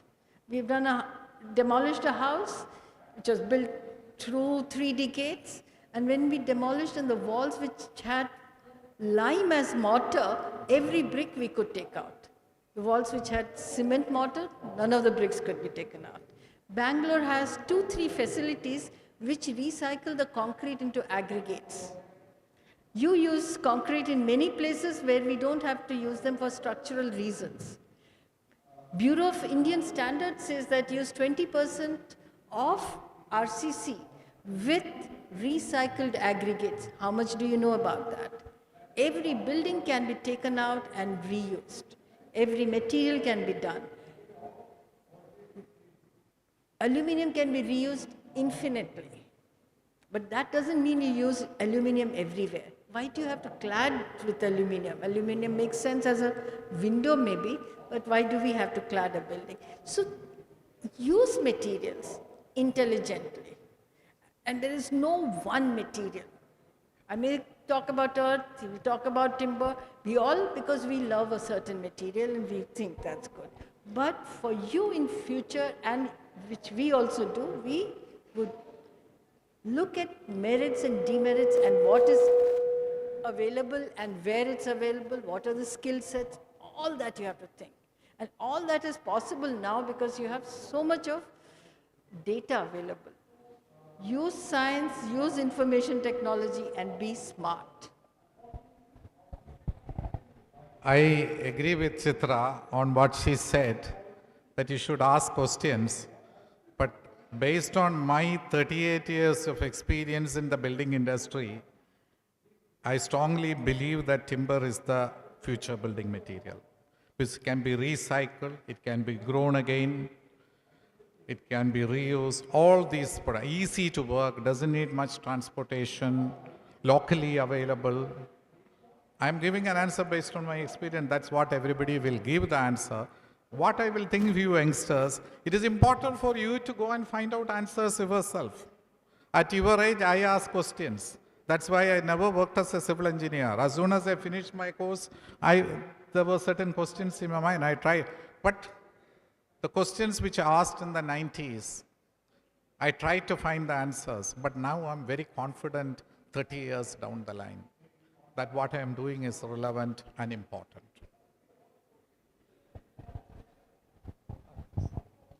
Any? We have time or time is up? Oh, 1:30. Oh, half an hour. So a lot of time is there. You should ask more questions. That's why we finished faster. Sir, my name is George. So my question is, I used to have an old house which was traditionally built. It used a large amount of timber. And one thing I noticed was it needed a large amount of maintenance. It regularly needed maintenance. So have you ever observed this thing or it was just something very isolated situation? No, my question was, my old house needed regular maintenance. Was that an isolated situation or is it a general case? Okay, coming to timber, I will say timber is one of the most durable building materials. When you do excavations, for example, the excavation which was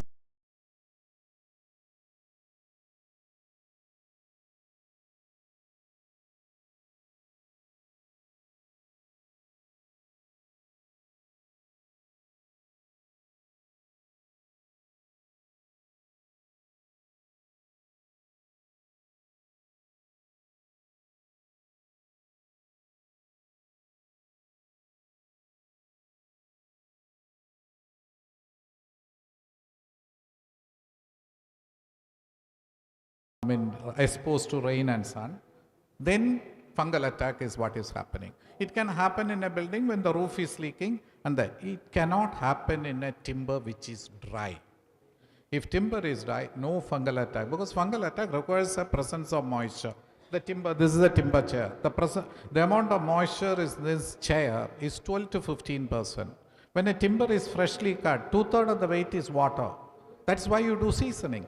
60% or 65% of the timber is water. This is 12 to 15%. You do seasoning and then use in buildings. So a building which is up to 20-25% water in it will never get attacked by fungal attack. Now coming to insects, there are very good insecticides which are available. You need not even look at preservatives. You treat the timber when the attack comes. I use huge quantities, I don't treat the timber. I don't put it with a chemical treatment or any of those things. The problem with the chemical treatment, I started practicing, there was an insecticide which is called Aldrin, prohibited. DDT was there before, prohibited. Aldrin, prohibited. Chlordane, prohibited. Now we use another material called Biflex, which is still not prohibited in US and Australia and many other countries. So you have to deal with it, and this is a way to do. That is why I said you have to use 21st century technical know-how in using timber as a building material. What you see, they are building huge building. Why is that Ho-Ho Tower? You just Google 24 stories. Now another person is building a 26-story timber building. Because the tallest timber building is Ho-Ho Tower in Vienna. Just Google and find out. It is going to be overtaken soon. Satellite townships are being built with timber. Because that's the only way to counter or reverse the. You should grow more trees. When you use timber shuttering, timber formwork, aren't you using timber? Use it. I have made some calculation, 1,000 square feet building, if the building lasts for 75 years and you grow 4 trees, it will be carbon neutral. 1,000 square feet building, grow fully. 4 trees, I'm saying 75 years is because 75 years is when the tree grows to a fully thing. Because trees, what the 4 trees will do, it will convert the carbon dioxide into oxygen. And your timber which you used in buildings will stock the timber, will not allow carbon to escape. This is the only thing which will reverse the climate change. So we have to look at a way which is different. Burning dead bodies, mango tree is used all over India. There are some places in India, in Gujarat, when a child is born, they plant a mango tree. They cut the same mango tree and burn the dead body. Very ecologically sound principle. You have to look at a new way of living. We had a tradition like that. There was a system. I'll give you one more story. Mahatma Gandhi visited Kerala. 5 times he has visited Kerala in his lifetime. During one of his visits, he visited a housewarming ceremony, the owner of the house.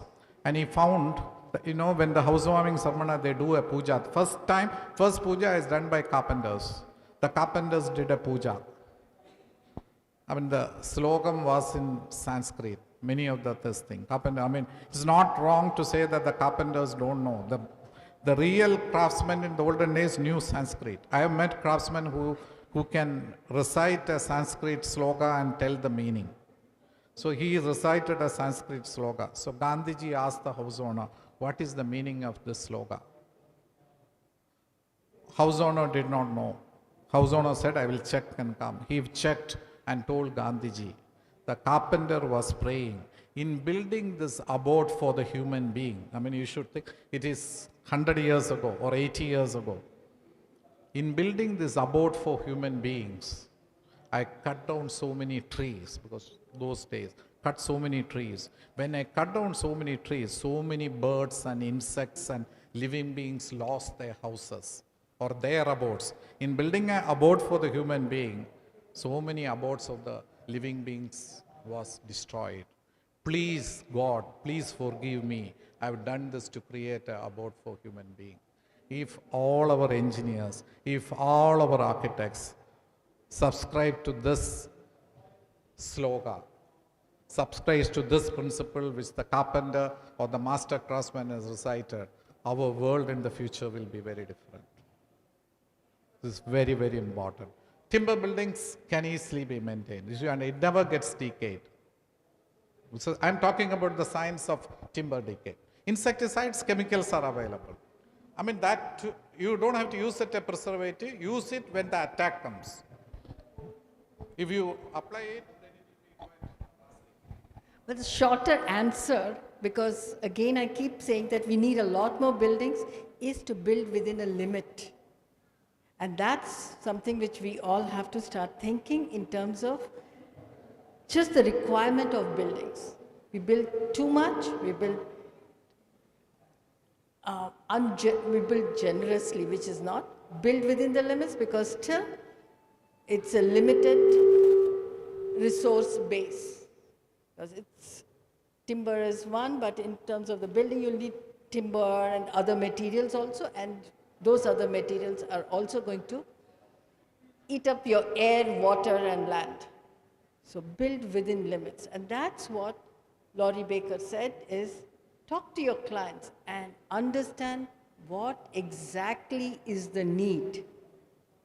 And that's the future. We have NPA. NPA means non-productive assets of real estate in the cities. Bangalore has 40%. That many extra homes have been constructed, apartments have been constructed and left. Imagine how much of steel, concrete, and other materials have gone in it. And that's what should not be happening. So the future is where we start working within the limits and think of that as the future.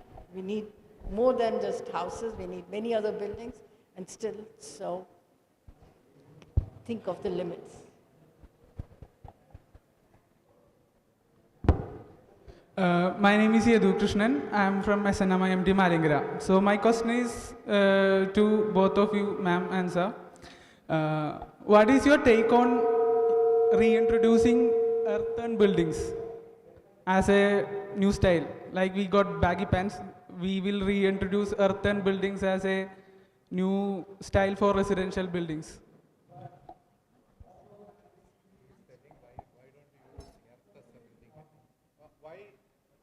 Did you say earth as a building material? I think it's so much. Why don't you not use the, don't use You have to come forward and talk louder.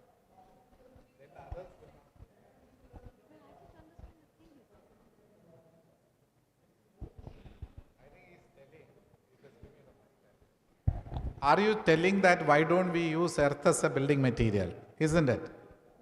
Yes, we use mud as a building material by mixing it with grass, right? It is very feasible and it is very good, right? So, reintroducing that style to the modern society with a new take. Why not making it as cheap? By giving it a modern. Yeah.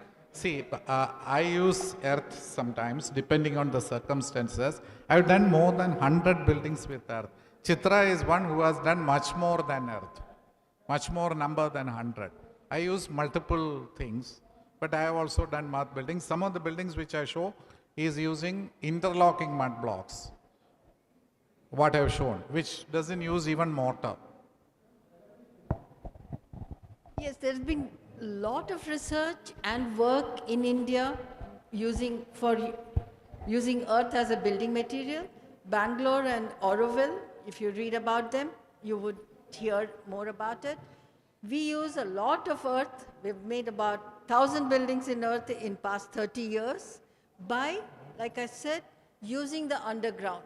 So we don't even look at a vendor giving us earth bricks because we don't know where he's digging up and what is he digging up. We dig up below our feet, create a basement which is 22 degrees centigrade, and we get earth for 3 buildings, not 1 building. So we can share. The future is of sharing. If you want to care for the environment, you have to share. And you have to start thinking of design, thinking of living with idea of sharing. So yes, earth buildings are possible. Earth buildings are possible. Earth can take up to ground plus 3 in a load-bearing masonry. We don't even have to use frame structures. But you have to understand the soil structure. You have to know the SBC before you decide on the way you have to build. And the earth buildings with a little bit of cement can be modified for different weights it takes, different spans it can take. So we made large offices, we made many other structures with large spans but with earth buildings. So you design the walls, you design the foundation. So we make buildings with earth where our floors are of earth, our ceilings are of earth, our roofs are of earth, not only walls. So it can go to that distance where everything is of earth. Using plant-based materials as stabilizers requires a little bit knowledge of it, a little more, and also that we don't have termites nearby. So I used hay in Cobb building in Madhya Pradesh, and they always have problem of termites, which can be addressed by a organic termite proofing, but you know, it's a pain for the clients. But using a bit of cement makes it that it is less problematic, it works. So cement is not something which we have to hate so much. Again, what you have to really hate is unlimited use. Limited, it's possible to be fair for the future as well as provide for better buildings. Ma'am, when we build underground, so in the situation of flood and soil erosion, how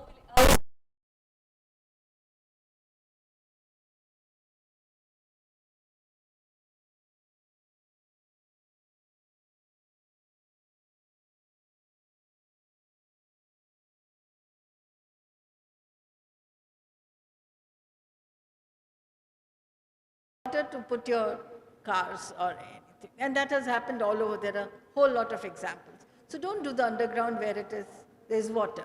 So understand the land. As architects, as civil engineers, you have to know what is the land like, what's below the land, before you decide on a design. Through engineering, through mechanical processes, yes, you can keep removing water. All over the world, subways are done where they are pumping water all the time. Because we are talking to civil engineers also, not just architects. We will be making underground subways and metro stations and stuff. We are removing water all the time. Then look at a circular design. If only Delhi had worked it out that it would remove the water, but it would have linked it to the Agrasen Bauli, because the metro station, the Shivaji something metro station and Agrasen Bauli is not very far away. It would have created a system where you could have had the underground metro as well as the Bauli. So you have to think very, very differently. The narratives have to be where we think of an ecology, where we think of a circular design. You can do it even in where the water table is high, but you have to design this way. And we have science which will tell us what would happen.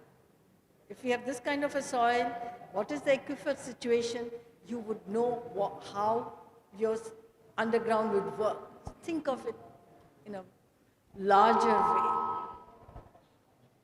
And that's why please follow what even the political leaders are saying, understand science.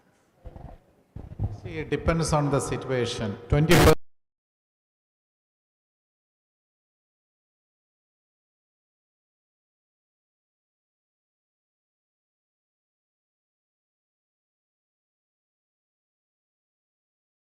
also you will not be able to do. In Bangalore, so you have to take the context into account. In a hilly area, you might use, I mean, some of the pictures I've shown, we had looked at I used stone, which was picked up from the site. You might have seen a black, quiet by the river. It's a resort. It's highly priced.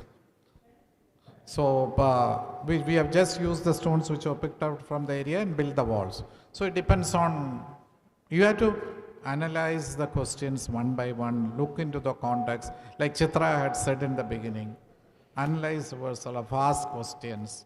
Don't follow a particular kind of. That's why I said I use mud buildings or earth building. Mud is not the right word. Earth buildings is the best. I use the earth buildings in some of the cases where it is appropriate. The thing is, a objective of your thing is to make least impact on the environment and build a sustainable future. How can you do it? That is the question. Everything has an impact on the environment.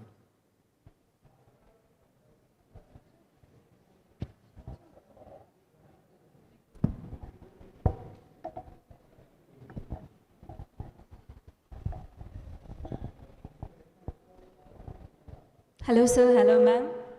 Myself, Aparna Devi. Aparna Devi. So, I'm a civil engineering student.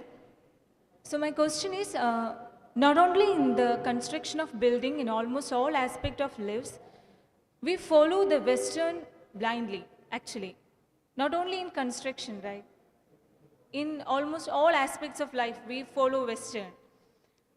So to have a change in the existing curriculum or the syllabus to move towards the vernacular architecture, we need to educate the common people to convince them to move towards our own architectural method. So how can we speed up this process to have a change without the situation getting worse? I will tell my answer and then Chitra can tell. You see, one of the things, ferrocement technology you would have seen as an alternate technology. It's not a new technology. It has been started using in 1870s. The filler slab technology which Laurie Baker uses was 1917. Shell technology before the Second World War, funicular shell technology. Stabilized mud blocks is also the oldest stabilized mud block buildings which I came across in Kerala is early 1960s, stabilized mud block. So all these techniques were there for a long time. You have to look at one more dimension, which is social acceptability. Now people are talking about sustainability in a much broader sense. We are not looking only at the environmental sustainability. Economic sustainability is very important. If something is not economically, people will not use. Social sustainability is important. Cultural sustainability is important. So the meaning of sustainability has gone very broad. Of course, environmental sustainability is important, but social and cultural sustainability is also equally important. So that technically, what you have to learn, you learn in your undergraduate course, everything has technical solutions. When you come into the field, you will find whatever project you are doing will have technical impacts, technical implications, political implications, economic dimensions, cultural dimensions, psychological dimensions, all these things will be there. The project will be successful only when people start using. Architecture and buildings are for the people. What is the point in doing something which people is rejecting? You understand? There are so many cases when Gujarat earthquake, Bhuj earthquake, etc. The government agencies have built buildings but never used. I've seen tribal buildings here. When I was slightly older than I visited one of the tribal projects in Thrissur, government is building conventional houses. And when one of the tribal came and asked me, why are you building these buildings for elephants? Because 7 feet door we are given. They are used to 4 feet height doors.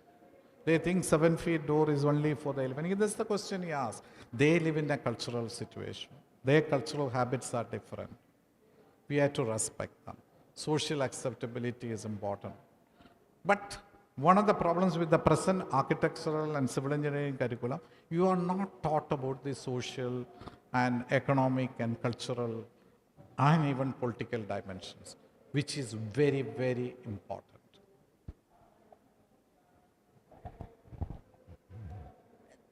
I personally don't ascribe to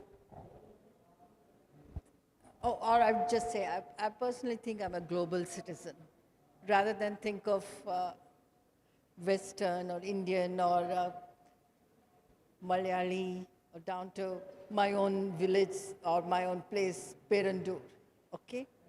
That's why I ascribe to Stephen Covey's principle. I forgot the center circle when we were talking, so there is a circle of concern. For me, the circle of concern is the climate change, is a global, because it is global. It's a planetary disaster. It's not something which is only happening in Kerala. Then there is a circle of influence where I can talk. I can talk to people and I can influence them with my thoughts. And that's the students or my colleagues and others. Then the circle of impact where I can work. So what I work with my concern, that's what I would work. I wouldn't really think of it as, is it Western or Indian? Because now we are global citizens. And we are going to look at what's comfortable. You will not wear a sari because it's going to be very difficult in a bus to come, or if you're riding a bike. When I used to ride my motorbike, I would never think of a sari. I can here think of a sari. So at different times, we would use our conveniences. So let's be that. Let's get out of these boundaries and see what's good. What's good engineering? A good engineer, well-engineered timber building in Vienna, if it's there, we learn from that and use it here. We don't now just say that that's Western and we can't do it in India. Yeah? And so similarly, please, what's really required is open mind. It's a mind which is like a sponge learning, but not like a sponge squeezing it out, like a sponge squeezing it out and putting it into action. Okay? So learn, read, and every time question and evaluate a new idea. Okay? So don't give up on this is not good, that's not good. It's not happening like that. There is a lot of gray. It's not everything is black and white. There is never. So it's not a direct answer. It's just an answer is that you have to think. Most of the Indian people are Western by their way of thinking, not by their way of living. That's what happens. That's why I said, I learned from the West. My master's is from outside India. I learned about timber, I learned about lime, I learned about bricks in a scientific way from my Western education. That's why I said, even when the timber is used, I made a trip, met the architects who are doing multi-storied buildings in timber. It's a bit difficult to implement it immediately here because our structural engineers are not geared towards building with timber. And although I studied civil engineering, I did not learn much civil engineering. I just managed to pass the degree. But I won't say that you should do the same thing, but that's what it is there. The field and the actual situations is quite different. But question, find out the answers. I am giving you the answers which I have found out over these years. You understand that? It's for you to question and find your own answers. There are hundreds of buildings. There are slums there. There are these multi-storied apartments. The solution is between these two. And that's how it happens. It's for you to check and find out what is the best solution. Plus ask questions, very important. Sir, my name is Shadin. I'm from College of Engineering, Trivandrum. So now, in my opinion, the curriculum is changing for architecture students. We are more of documenting Laurie Baker's buildings. We are more of doing projects on more sustainable architecture. But on a daily basis, as a common student, what I am seeing on a daily basis is the government itself is cutting trees in our college campus. They are building these boxy concrete structures, and they are putting these air conditioners, dozens of air conditioners in that building.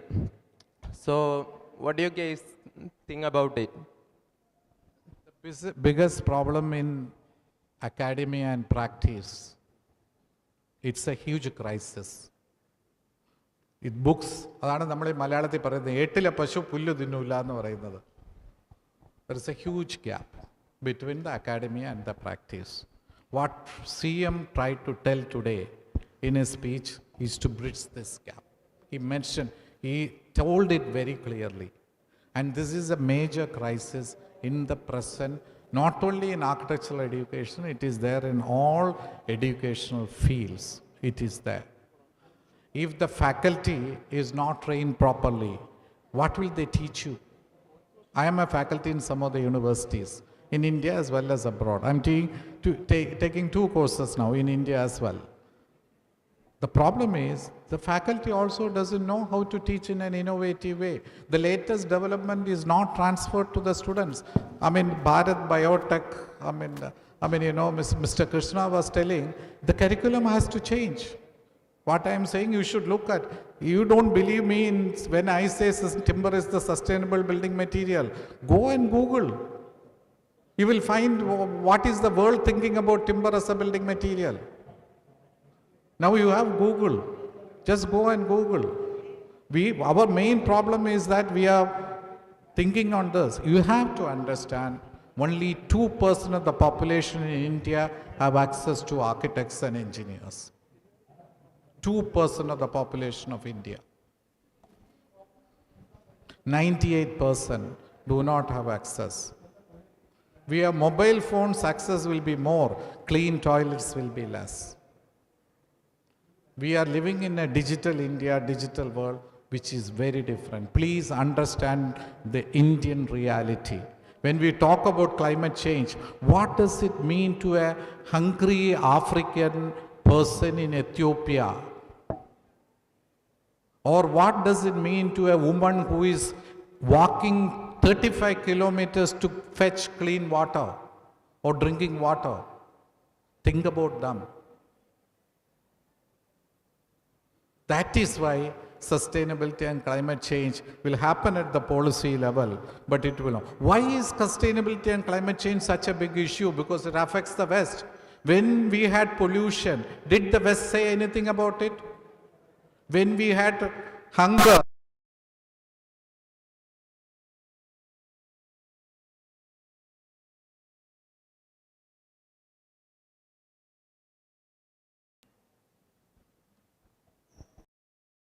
I'm only trying to tell you to look at the Indian reality.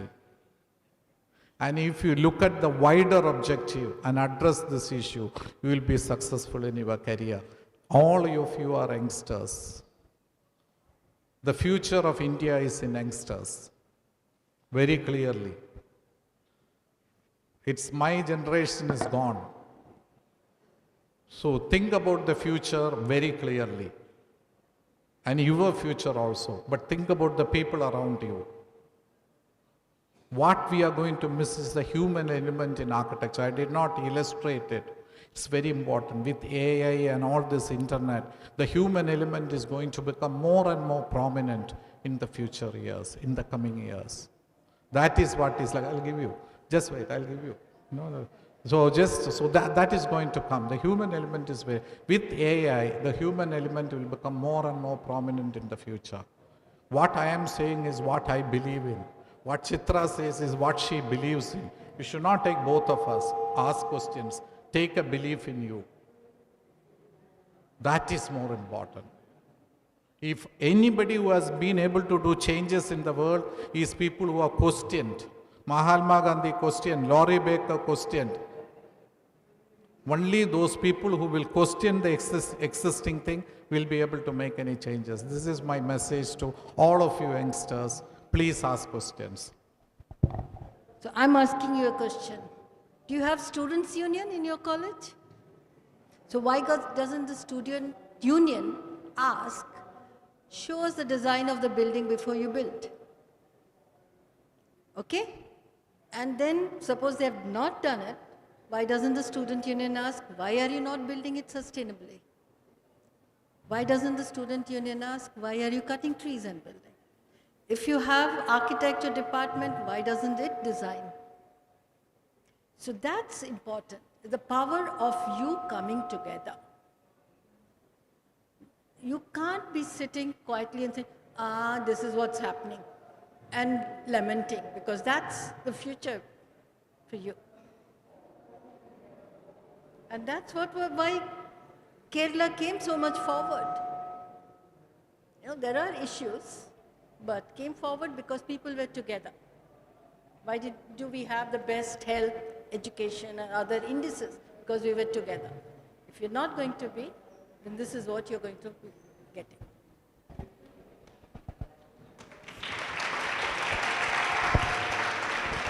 Now, due to time constraints, we have to stop the question answer session now. If you have any further questions that you would like to ask the speakers, you can mail to our Professional Student Summit mail ID. So, and with this, we come to the end of this session, and I believe all of you had a positive takeaway. I would like to take this opportunity to extend my warmest gratitude to both our guest speakers, Dr. Benny Kuriakose and Srimati Vishwanath, for imparting your knowledge and experience to our students, which I believe will definitely help them and guide them in their future endeavors. Before concluding our session, I would like to invite Srimati Anjali B. Nair, Program Manager ASAP, to hand over a token of gratitude to Srimati Chitra Vishwanath.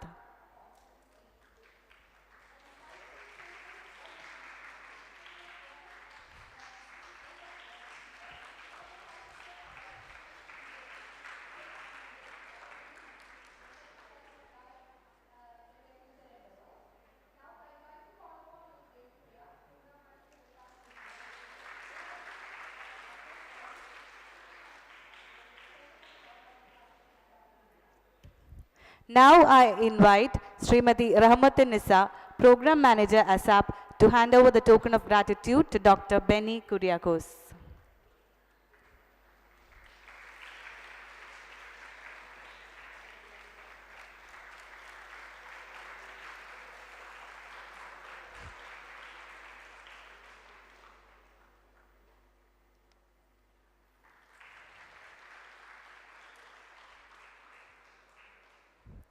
Furthermore, I thank all our students for making this a wonderful and interactive session. Also, I would like to thank all our faculty coordinators for all the support and cooperation to make this event a success. Once again, on behalf of the organizing committee, I thank each and one of you. Thank you. Now we shall disperse for lunch. Lunch for the students shall be served in the courtyard just in front of the classroom. We shall resume after half an hour. Students, please be seated back at 2 p.m. After lunch, we shall have discussions on the topic fostering knowledge economy in Kerala. Thank you.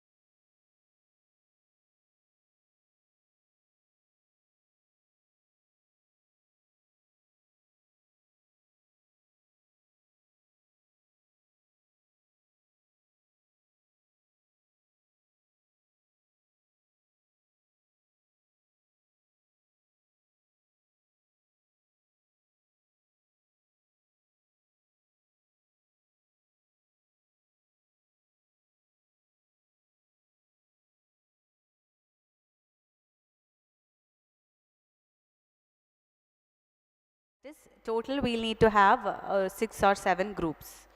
And after the discussion, each group shall give one recommendation that to be given to the government based on this topic. അപ്പം കൂടുതലായിട്ട് അഞ്ജലി ആ program manager she'll brief you we should start discussion now and it should be concluded by 2:45 p.m. Okay?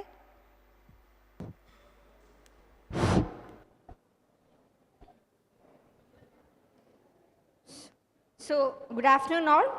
We are very much familiar with the social sector achievements of Kerala, which are very well known in the development literature. Despite the relatively backward economic conditions, Kerala has been able to provide much better education, healthcare, and social security for its citizens. But there are problems. The economic base has remained relatively stagnant, slow growing, and less productive. As a result, unemployment of the educated is the biggest developmental challenge faced by our Kerala. Hence, there is an urgent need for restructuring of the economic base and shift in the development path from low productivity. We must transform to a development path which is more in tune with the resource endowment of the state, both natural and human. Therefore, in this session, we shall discuss on how we can transform Kerala to a knowledge economy dominated by knowledge-intensive activities asked on the insights, based on the insights received from the morning session. So, we'll form groups of 20 and of the faculty as well as the students for this productive discussion. The discussion intends to bring out innovative suggestions to the government on the subject fostering Kerala knowledge economy. Each group is required to present 6 recommendations, and these recommendations will be escalated to the government for further pursuit. So, each group will have 15 minutes of discussion, and after this, in this last 10 minutes, you need to hand over all your recommendations to us so that we will be submitting it for the government. So, please form a group of 20 so that we can start the discussion.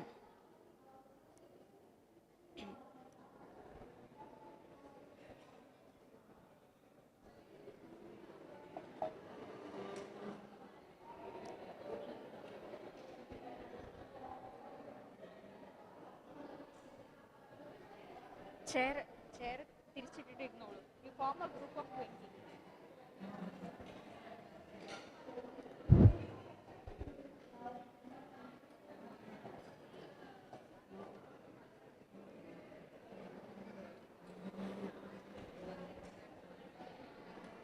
Group 20 students, 22 students group ആയിട്ട് ഇരുന്നിട്ട് discuss ചെയ്താൽ മതി.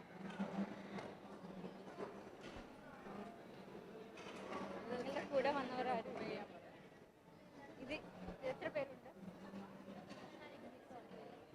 നിങ്ങൾ എല്ലാവരും കൂടെ turn around, അതായിരുന്നു നല്ലപോലെ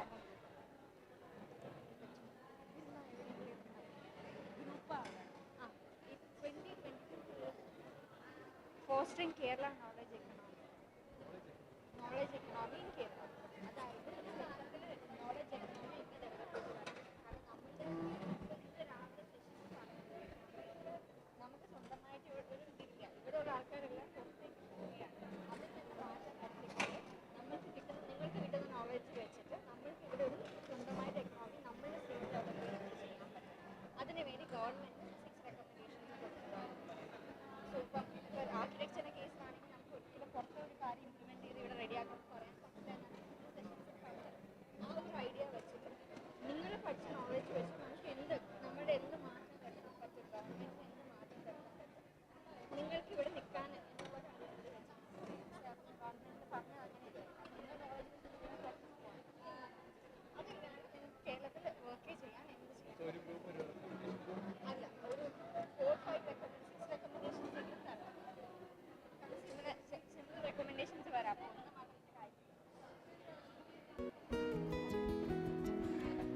start ചെയ്തു.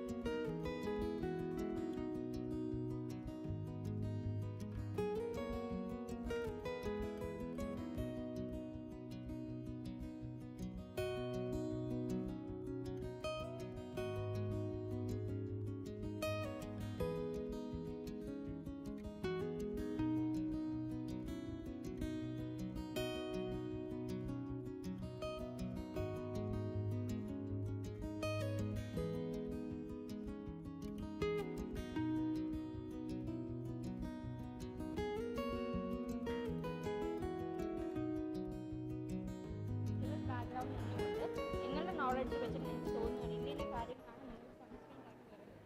അത് മാറ്റുക, അല്ലെങ്കിൽ അത് ഇന്നൊരു അഡീഷൻ വന്നു കഴിഞ്ഞാൽ നമുക്ക് ബെറ്റർ ആകും. നമുക്ക് ഇവിടെ തന്നെ നിന്ന് നമുക്ക് കൂടുതൽ എക്കണോമി അല്ലെങ്കിൽ നമ്മുടെ സ്റ്റേറ്റിനെ ബെറ്റർ ആക്കാൻ റെക്കമെൻഡേഷൻ അതാണ് ചോദിക്കുന്നത്.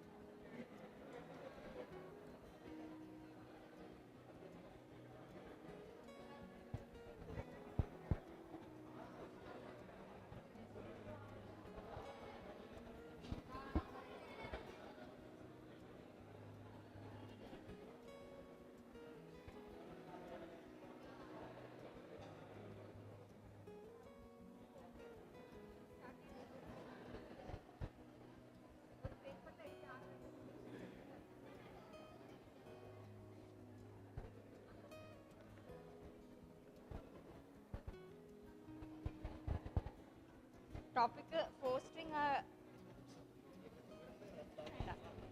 Fostering A knowledge economy in Kerala എന്നാണ്. ഇന്ന് രാവിലത്തെ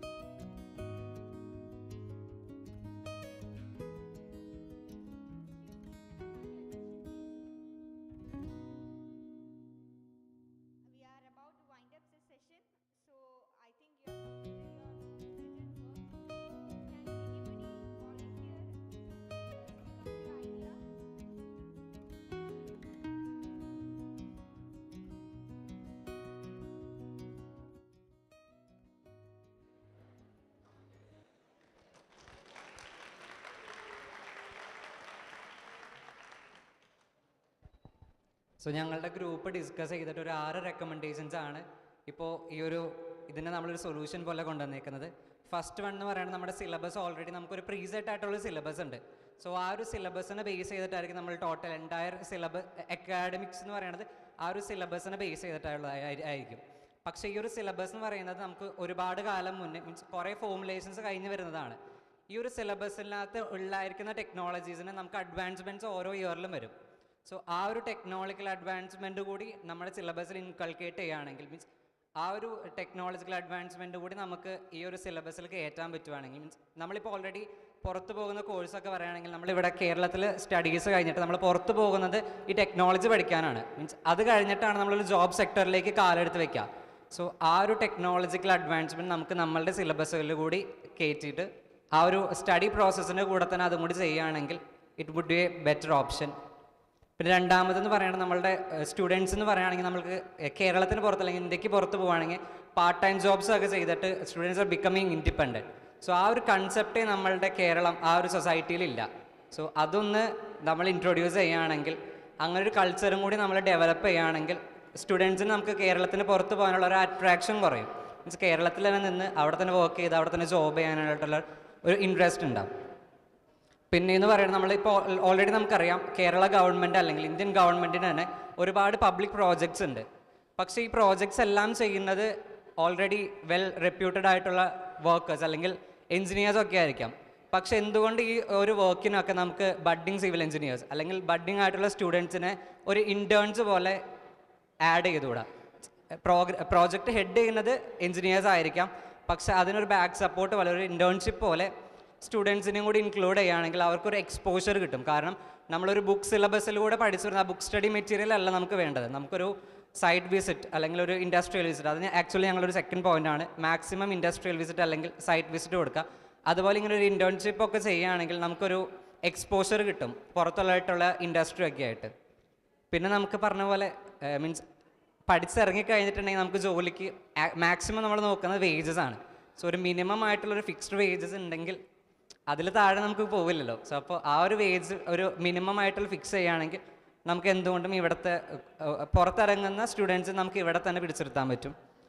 പിന്നെ പറഞ്ഞ പോലെ തന്നെ മാക്സിമം നമുക്കൊരു ഇൻഡസ്ട്രിയൽ എക്സ്പോഷർ അല്ലെങ്കിൽ പുറത്തേക്കുള്ള സൈറ്റ് എക്സ്പോഷറൊക്കെ കിട്ടുകയാണെങ്കിൽ മാക്സിമം IV അല്ലെങ്കിൽ സൈറ്റ് വിസിറ്റൊക്കെ ഈ കരിക്കുലത്തോടു കൂടി ഇൻക്ലൂഡ് ചെയ്യുകയാണെങ്കിൽ അതും ഒരു നല്ല ഓപ്ഷനായിരിക്കും.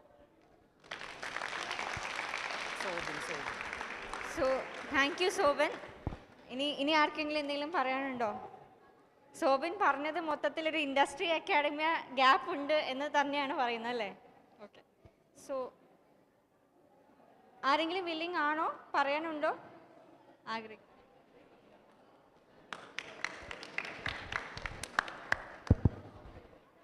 സോ ഈ പറഞ്ഞ പോയിൻറ്റ്സിൻ്റെ കൂടെ കുറച്ച് അഡീഷണൽ പോയിൻറ്റ്സ് ആഡ് ചെയ്യുകയാണ്. നമുക്കറിയാം ഒരു 2 years ബാക്ക് നമ്മുടെ പെൻഷൻ പ്രായം കൂട്ടി. സോ നമ്മൾ വളർന്നു വരുന്ന എൻജിനീയേഴ്സിന് ജോബിലേക്ക് കയറാനുള്ള ടൈം പിന്നെ ഒരു ലാഗ് ആവുകയാണ്. ഇപ്പോൾ 2024 പാസ് ഔട്ട് ആവുന്ന കുറേ പേര് ഇവിടെയുണ്ട്. ആ ടൈമിൽ പബ്ലിക് സർവീസിൽ വർക്ക് ചെയ്യുന്ന ആൾക്കാർ റിട്ടയർ ആവാതെ അന്നും ആ സീറ്റിൽ തുടരുകയാണെങ്കിൽ നമ്മൾ അൺഎംപ്ലോയിഡ് ആവുകയാണ്. സോ ആ സിറ്റുവേഷൻ മാറ്റിയിട്ട് മാക്സിമം വർക്കിംഗ് ഇയേഴ്സ് ഒരാൾക്ക് ഇത്ര വർഷം ഗവൺമെൻറ്റിൽ വർക്ക് ചെയ്യാൻ പാടുള്ളൂ, ആ ഒരു പോളിസി കൊണ്ടുവരണം. പിന്നെ നമ്മൾ ഈ പറയുന്ന എൻജിനീയറിംഗ് ആസ്പെക്ട്സ് മാത്രമല്ലാതെ ബാക്കി എല്ലാ എഡ്യൂക്കേഷൻ ബേസിസിലും ഈ നമ്മൾ ഇൻറ്റേൺഷിപ്സ് അല്ലെങ്കിൽ നമ്മൾ പഠിച്ചിറങ്ങുന്ന ഒരു കോഴ്സുണ്ട്, അത് ബേസ് ചെയ്തിട്ടുള്ള ജോബ് കേരളത്തിൽ വേണം. എന്നാലേ നമ്മളെ കേരളത്തിലുള്ള എക്കണോമി ബൂസ്റ്റ് ആവത്തുള്ളൂ. നമ്മൾ ഇവിടെ പഠിച്ചിട്ട് പുറത്തുപോയി വർക്ക് ചെയ്തിട്ട് കാര്യമില്ല. രാവിലെ സാറ് പറഞ്ഞ പോലെ നമ്മൾ ഹ്യൂമൻ ജീനോം പ്രോജക്റ്റ് അല്ലെങ്കിൽ ജെനറ്റിക്സ് അല്ലെങ്കിൽ ബയോടെക് പഠിച്ചിട്ട് കേരളത്തിൽ at present there is no use for it. നമ്മൾ പുറത്ത് പോയിട്ട് നോർത്ത് ഇന്ത്യയിലാണ് വർക്ക് ചെയ്യുന്നത്. Human genome project was not affecting Kerala at all. നമ്മൾ ഫോറിൻ കൺട്രീസിൽ പോയിട്ട് മെഡിസിൻസ് ഡെവലപ്പ് ചെയ്യുക അല്ലെങ്കിൽ നോർത്ത് ഇന്ത്യയിൽ പോയിട്ട് മെഡിസിൻസ് ഡെവലപ്പ് ചെയ്യുക, അത് നമ്മളെ കേരളത്തിന് മെഡിക്കൽ ഫീൽഡിൽ ഇമ്പ്രൂവ്മെൻറ്റ്സ് കൊണ്ടുവരുന്നുണ്ടെങ്കിൽ നമ്മളെ എക്കണോമിയിൽ അത് ബാധിക്കുന്ന പോലുമില്ല. ദെൻ നമുക്കൊരു ഫിനാൻഷ്യൽ അവെയർനെസ് ഇല്ല. ഇപ്പം വന്ന ബഡ്ജറ്റ് പറഞ്ഞു ഈ സ്റ്റുഡൻസിന് നമ്മൾ 2024 അല്ലെങ്കിൽ നമ്മൾ പാസ് ഔട്ട് ആവുന്ന ടൈമിൽ നമുക്ക് കിട്ടുന്ന salary where do you use it? നമുക്ക് ഈ സ്റ്റോക്ക് മാർക്കറ്റ് അല്ലെങ്കിൽ എവിടെ ഇൻവെസ്റ്റ് ചെയ്യണം അല്ലെങ്കിൽ ആ പൈസ കൊണ്ട് എന്ത് ചെയ്യണം? ബഡ്ജറ്റ് വന്നു. ബഡ്ജറ്റിനെ കുറിച്ച് ഇവിടെ എത്ര പേർക്ക് അറിയാം? ആ ബഡ്ജറ്റിൽ എന്തൊക്കെ വന്നു, എവിടെയൊക്കെ ഇംപ്ലിമെൻറ്റ് ചെയ്തു? നമ്മൾ ന്യൂസിൽ കുറേ 2 പാർട്ടിക്കാരും അങ്ങോട്ടും ഇങ്ങോട്ടും പറയുന്ന കുറ്റങ്ങൾ കേൾക്കാതല്ലാതെ അതിൻ്റെ അകത്ത് നമുക്കുള്ള ബെനിഫിറ്റ് എന്താണെന്ന് നമുക്കറിയില്ല. ലൈക്ക് നമ്മൾ ഈ എഞ്ചിനീയറിംഗ് അല്ലാതെ ഈ ബാങ്കിങ്ങിനൊക്കെ പോകുന്ന കുറേ പേരുണ്ട്. ഞാൻ പറയാം, ഇപ്പോൾ ഇവിടെ തന്നെ from my college 120 students civil engineering പഠിക്കുന്നുണ്ടെങ്കിൽ 120 സ്റ്റുഡൻസും കോഴ്സ് ഫീൽഡിലേക്കല്ല പോകുന്നത്. Many of them are going for IT field, better salary. IT ഫീൽഡിൽ പോയിട്ട് നമുക്ക് എന്താ ഗുണം? 4 കൊല്ലം നമ്മൾ BTech സിവിൽ പഠിച്ചിട്ട് IT ഫേമിൽ പോയിട്ട് വർക്ക് ചെയ്തിട്ട് നമുക്കൊരു കാര്യമില്ല. 4 കൊല്ലം പഠിച്ച എഡ്യൂക്കേഷൻ വാസ് വേസ്റ്റ്. അങ്ങനെയാണെങ്കിൽ ആ സമയത്ത് നമുക്ക് കമ്പ്യൂട്ടർ സയൻസ് പഠിച്ചാൽ മതിയല്ലോ. നമ്മൾ പഠിച്ച സാധനം യൂട്ടിലൈസ് ചെയ്യാൻ പറ്റണം. നമ്മുടെ സിലബസിൽ ഇപ്പം നമ്മൾ ഇപ്പോഴും ഈ പേപ്പർ വർക്ക്സ് ഉണ്ട്. നമുക്ക് സിവിൽ എഞ്ചിനീയേഴ്സിനാണെങ്കിൽ paper drawings. Why do we need that? നമുക്ക് അതിനുള്ള സോഫ്റ്റ്വെയർസ് ഉണ്ട്. സോഫ്റ്റ്വെയർസ് നമ്മളെ സിലബസിൽ പഠിപ്പിക്കുന്നുണ്ടോ? ഇല്ല. വേറൊരു കാര്യം, ഇപ്പം ഫോറിൻ കൺട്രീസിൽ പോവുകയാണെങ്കിൽ they are not asking for a civil engineer or an architect, they are asking for civil and architect. അവർക്ക് ഒരാളെ മതി who's able to do both the works. അങ്ങനെയാണ് അവർക്ക് വേണ്ടത്. അപ്പോൾ നമ്മൾ രണ്ടും അറിഞ്ഞിരിക്കണം. ഒരു സിവിൽ എഞ്ചിനീയറിംഗ് സ്റ്റുഡൻറ്റ് അല്ലെങ്കിൽ ഒരു ആർക്കിടെക്ട് സ്റ്റുഡൻറ്റ് ഈ 2 കോഴ്സും അറിയുന്ന രീതിയിലേക്ക് വളരണം. അതിന് ഈ സോഫ്റ്റ്വെയർസ്, അതായത് അപ്ഡേറ്റഡ് ടെക്നോളജി അറിഞ്ഞിരുന്നു കഴിഞ്ഞാൽ നമുക്കത് ഭാവിയിൽ യൂട്ടിലൈസ് ചെയ്യാൻ പറ്റും. അപ്പോൾ നമ്മൾ ഫോറിൻ കൺട്രിയിലേക്ക് പോകണമെന്നില്ല. നമ്മൾ ഇവിടെ ഒരു സ്റ്റാർട്ടപ്പ് അല്ലെങ്കിൽ നമ്മൾ ഈ ഒരു ഐഡിയോളജി വെച്ച് വർക്കൗട്ട് ചെയ്താൽ മതി. I know people who are earning lakhs and lakhs of money just by knowing this softwares. Even എൻ്റെ ഒരു എക്സ്പീരിയൻസ് വെച്ച് പറയാം, I am earning up to 5,000 just by having 2 months of this learning after these courses. So അത് നമുക്ക് ബെനിഫിറ്റായിട്ട് use ചെയ്യാം. അതേപോലെ സിവിലിൻ്റെയും ആർക്കിടെക്റ്റിൻ്റെയും കാര്യത്തിൽ മാത്രമല്ല, എല്ലാ കോഴ്സിലും അവരുടേതായിട്ടുള്ള നമുക്കെന്താ പറയുക ബെനിഫിറ്റ്സ് അല്ലെങ്കിൽ ഒരു സപ്പോർട്ടിങ് സ്റ്റേജ് വരും. അത് നമ്മൾ ഐഡൻറ്റിഫൈ ചെയ്ത് നമ്മൾ യൂട്ടിലൈസ് ചെയ്ത് കഴിഞ്ഞ് കഴിഞ്ഞാൽ നമ്മളൊരു ഇൻഡിപെൻഡൻറ്റ് ഇൻഡിവിജ്വലാണ്. നമുക്ക് അത് വെച്ച് ബിൽഡ് ചെയ്യാം. അത് കാരണം നമുക്ക് ഫോറിനിൽ പോയോ പുറത്തു പോയി വർക്ക് ചെയ്യേണ്ട ആവശ്യമില്ല. നമ്മൾ വർക്ക് ചെയ്യുന്നത് നമ്മൾ ഇവിടെയാണ് ഇൻവെസ്റ്റ് ചെയ്യുന്നത്. നമ്മൾ കേരളത്തിൽ ഇൻവെസ്റ്റ് ചെയ്യുന്നു, അതുകൊണ്ടുള്ള ബെനിഫിറ്റ്സ് നമുക്ക് തന്നെ ഉണ്ടാകുന്നു. ആൻഡ് പിന്നെ നമ്മൾ ഈ പറയുന്ന പോലെ എഞ്ചിനീയറിംഗ് ആൻഡ് മെഡിക്കൽ, നമ്മൾ 10th കഴിയുമ്പോൾ അല്ലെങ്കിൽ +2 കഴിയുമ്പോൾ പാരൻസ് പറയും you go for medical, you go for engineering. നമ്മുടെ ടാലൻറ്റ് എന്താണെന്നറിയില്ല. ഇവിടെ ഇരിക്കുന്ന ഓരോ BArch സ്റ്റുഡൻസിനോട് ഞാൻ ചോദിക്കുകയാണ്, നിങ്ങളെല്ലാവരും നല്ല രീതിക്ക് വരയ്ക്കാൻ കഴിവുള്ള കുട്ടികളാണ്, നിങ്ങളെല്ലാവരും എന്തിനാണ് BArch എടുത്തത്? Like you might be A good designer. നിങ്ങൾക്ക് ഫിലിം ഇൻഡസ്ട്രീസിൽ ഭയങ്കര സ്കോപ്പാണ് ഡിസൈനേഴ്സിന്. ഒരു സിനിമ മേക്ക് ചെയ്യണമെങ്കിൽ അതിൻ്റെ ഓരോ സീൻസും ആദ്യം വരയ്ക്കണം, എന്നാലേ അത് ക്രിയേറ്റ് ചെയ്യാൻ പറ്റൂ. And the salaries huge. നിങ്ങളൊരു വീടിൻ്റെ ഇൻറ്റീരിയർ ചെയ്യുന്നതിൻ്റെ 4 or 5 times സാലറിയാണ് ഈ ജോബിന് കിട്ടുന്നത്. സോ നമ്മുടെ ടാലൻറ്റ് എന്താണെന്ന് മനസ്സിലാക്കി അതിൻ്റെ ഒരു ഓറിയൻറ്റേഷൻ നമുക്ക് ആദ്യമേ കിട്ടണം. ഈ എന്താ പറയുക, മീൻ പിടിക്കാൻ പോകുന്ന വ്യക്തികളുണ്ട്. Like do you know some of the benefits? ഈ ബീച്ചിൻ്റെ സൈഡിലൊക്കെ ഉള്ള ആൾക്കാർക്ക് they can swim in beaches. ഇവിടെ ഇരിക്കുന്ന ഒരാൾക്ക് പോലും ചെയ്യാൻ പറ്റുമെന്ന് എനിക്ക് തോന്നുന്നില്ല. They have talents. So they are used as scuba divers, they are used as coastal guards. അങ്ങനെ യൂട്ടിലൈസ് ചെയ്യുന്നവരുണ്ട്. നമുക്കുള്ള ടാലൻറ്റ് എന്താണെന്ന് കണ്ടുപിടിച്ച്, even if it is drawing, athletics, എന്താണോ നമ്മുടെ ടാലൻറ്റ് അറിഞ്ഞിട്ട് അതിനെ നമ്മൾ കോഴ്സിലേക്ക് കൊണ്ടുവന്നു കഴിഞ്ഞാൽ ആ കോഴ്സിൽ ഏറ്റവും ബെസ്റ്റ് ഔട്ട്കം നമുക്ക് ഇടാൻ പറ്റുകയും ചെയ്യും. And it will literally improve the economy and the growth of the state. That's it. Thank you. So എല്ലാവരും അവരുടെ റെക്കമെൻഡേഷൻസ് പേപ്പറിൽ എഴുതിയിട്ടുണ്ടാവുമെന്ന് വിശ്വസിക്കുന്നു. അതൊന്ന് ഹാൻഡ് ഓവർ ചെയ്യുക. പിന്നെ നമ്മളുടെ കൂടെ ഉള്ള ഒരു ആർഷിജ് എന്ന് പറഞ്ഞ സ്റ്റുഡൻറ്റിൻ്റെ ബാഗ് മിസ്സായിട്ടുണ്ട്. ആരെങ്കിലും മിസ്പ്ലേസ് ചെയ്തിട്ടുണ്ടോ എന്ന് നോക്കുമോ, നിങ്ങളുടെ ബാഗാണോ എന്ന്.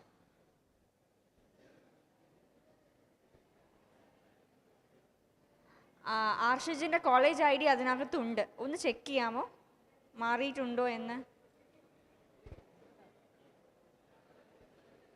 സോ നമുക്ക് 3 മണിക്ക് മെയിൻ ഇവൻറ്റ് നടന്ന സ്റ്റേജിൽ തന്നെയാണ് നെക്സ്റ്റ് പ്രോഗ്രാം. അവിടെ ഒരു ഇൻട്രാക്ഷൻ ഉണ്ട്. അത് കഴിഞ്ഞിട്ട് 4 മണിക്ക് CM നമ്മുടെ സിലക്റ്റഡ് ആയിട്ടുള്ള 6 കുട്ടികളുടെ ചോദ്യത്തിന് ഉത്തരം പറയുന്നുണ്ടാകും. അപ്പോൾ ആ ഇവൻ്റ് ആണ് ഇനി ഉള്ളത്. അപ്പോൾ ഇത് കഴിഞ്ഞാൽ നിങ്ങളെല്ലാവരും മെയിൻ സ്റ്റേജിലേക്ക് തന്നെ പോകണം. നിങ്ങൾ വന്ന വഴി തന്നെ തിരിച്ചു പോവുക.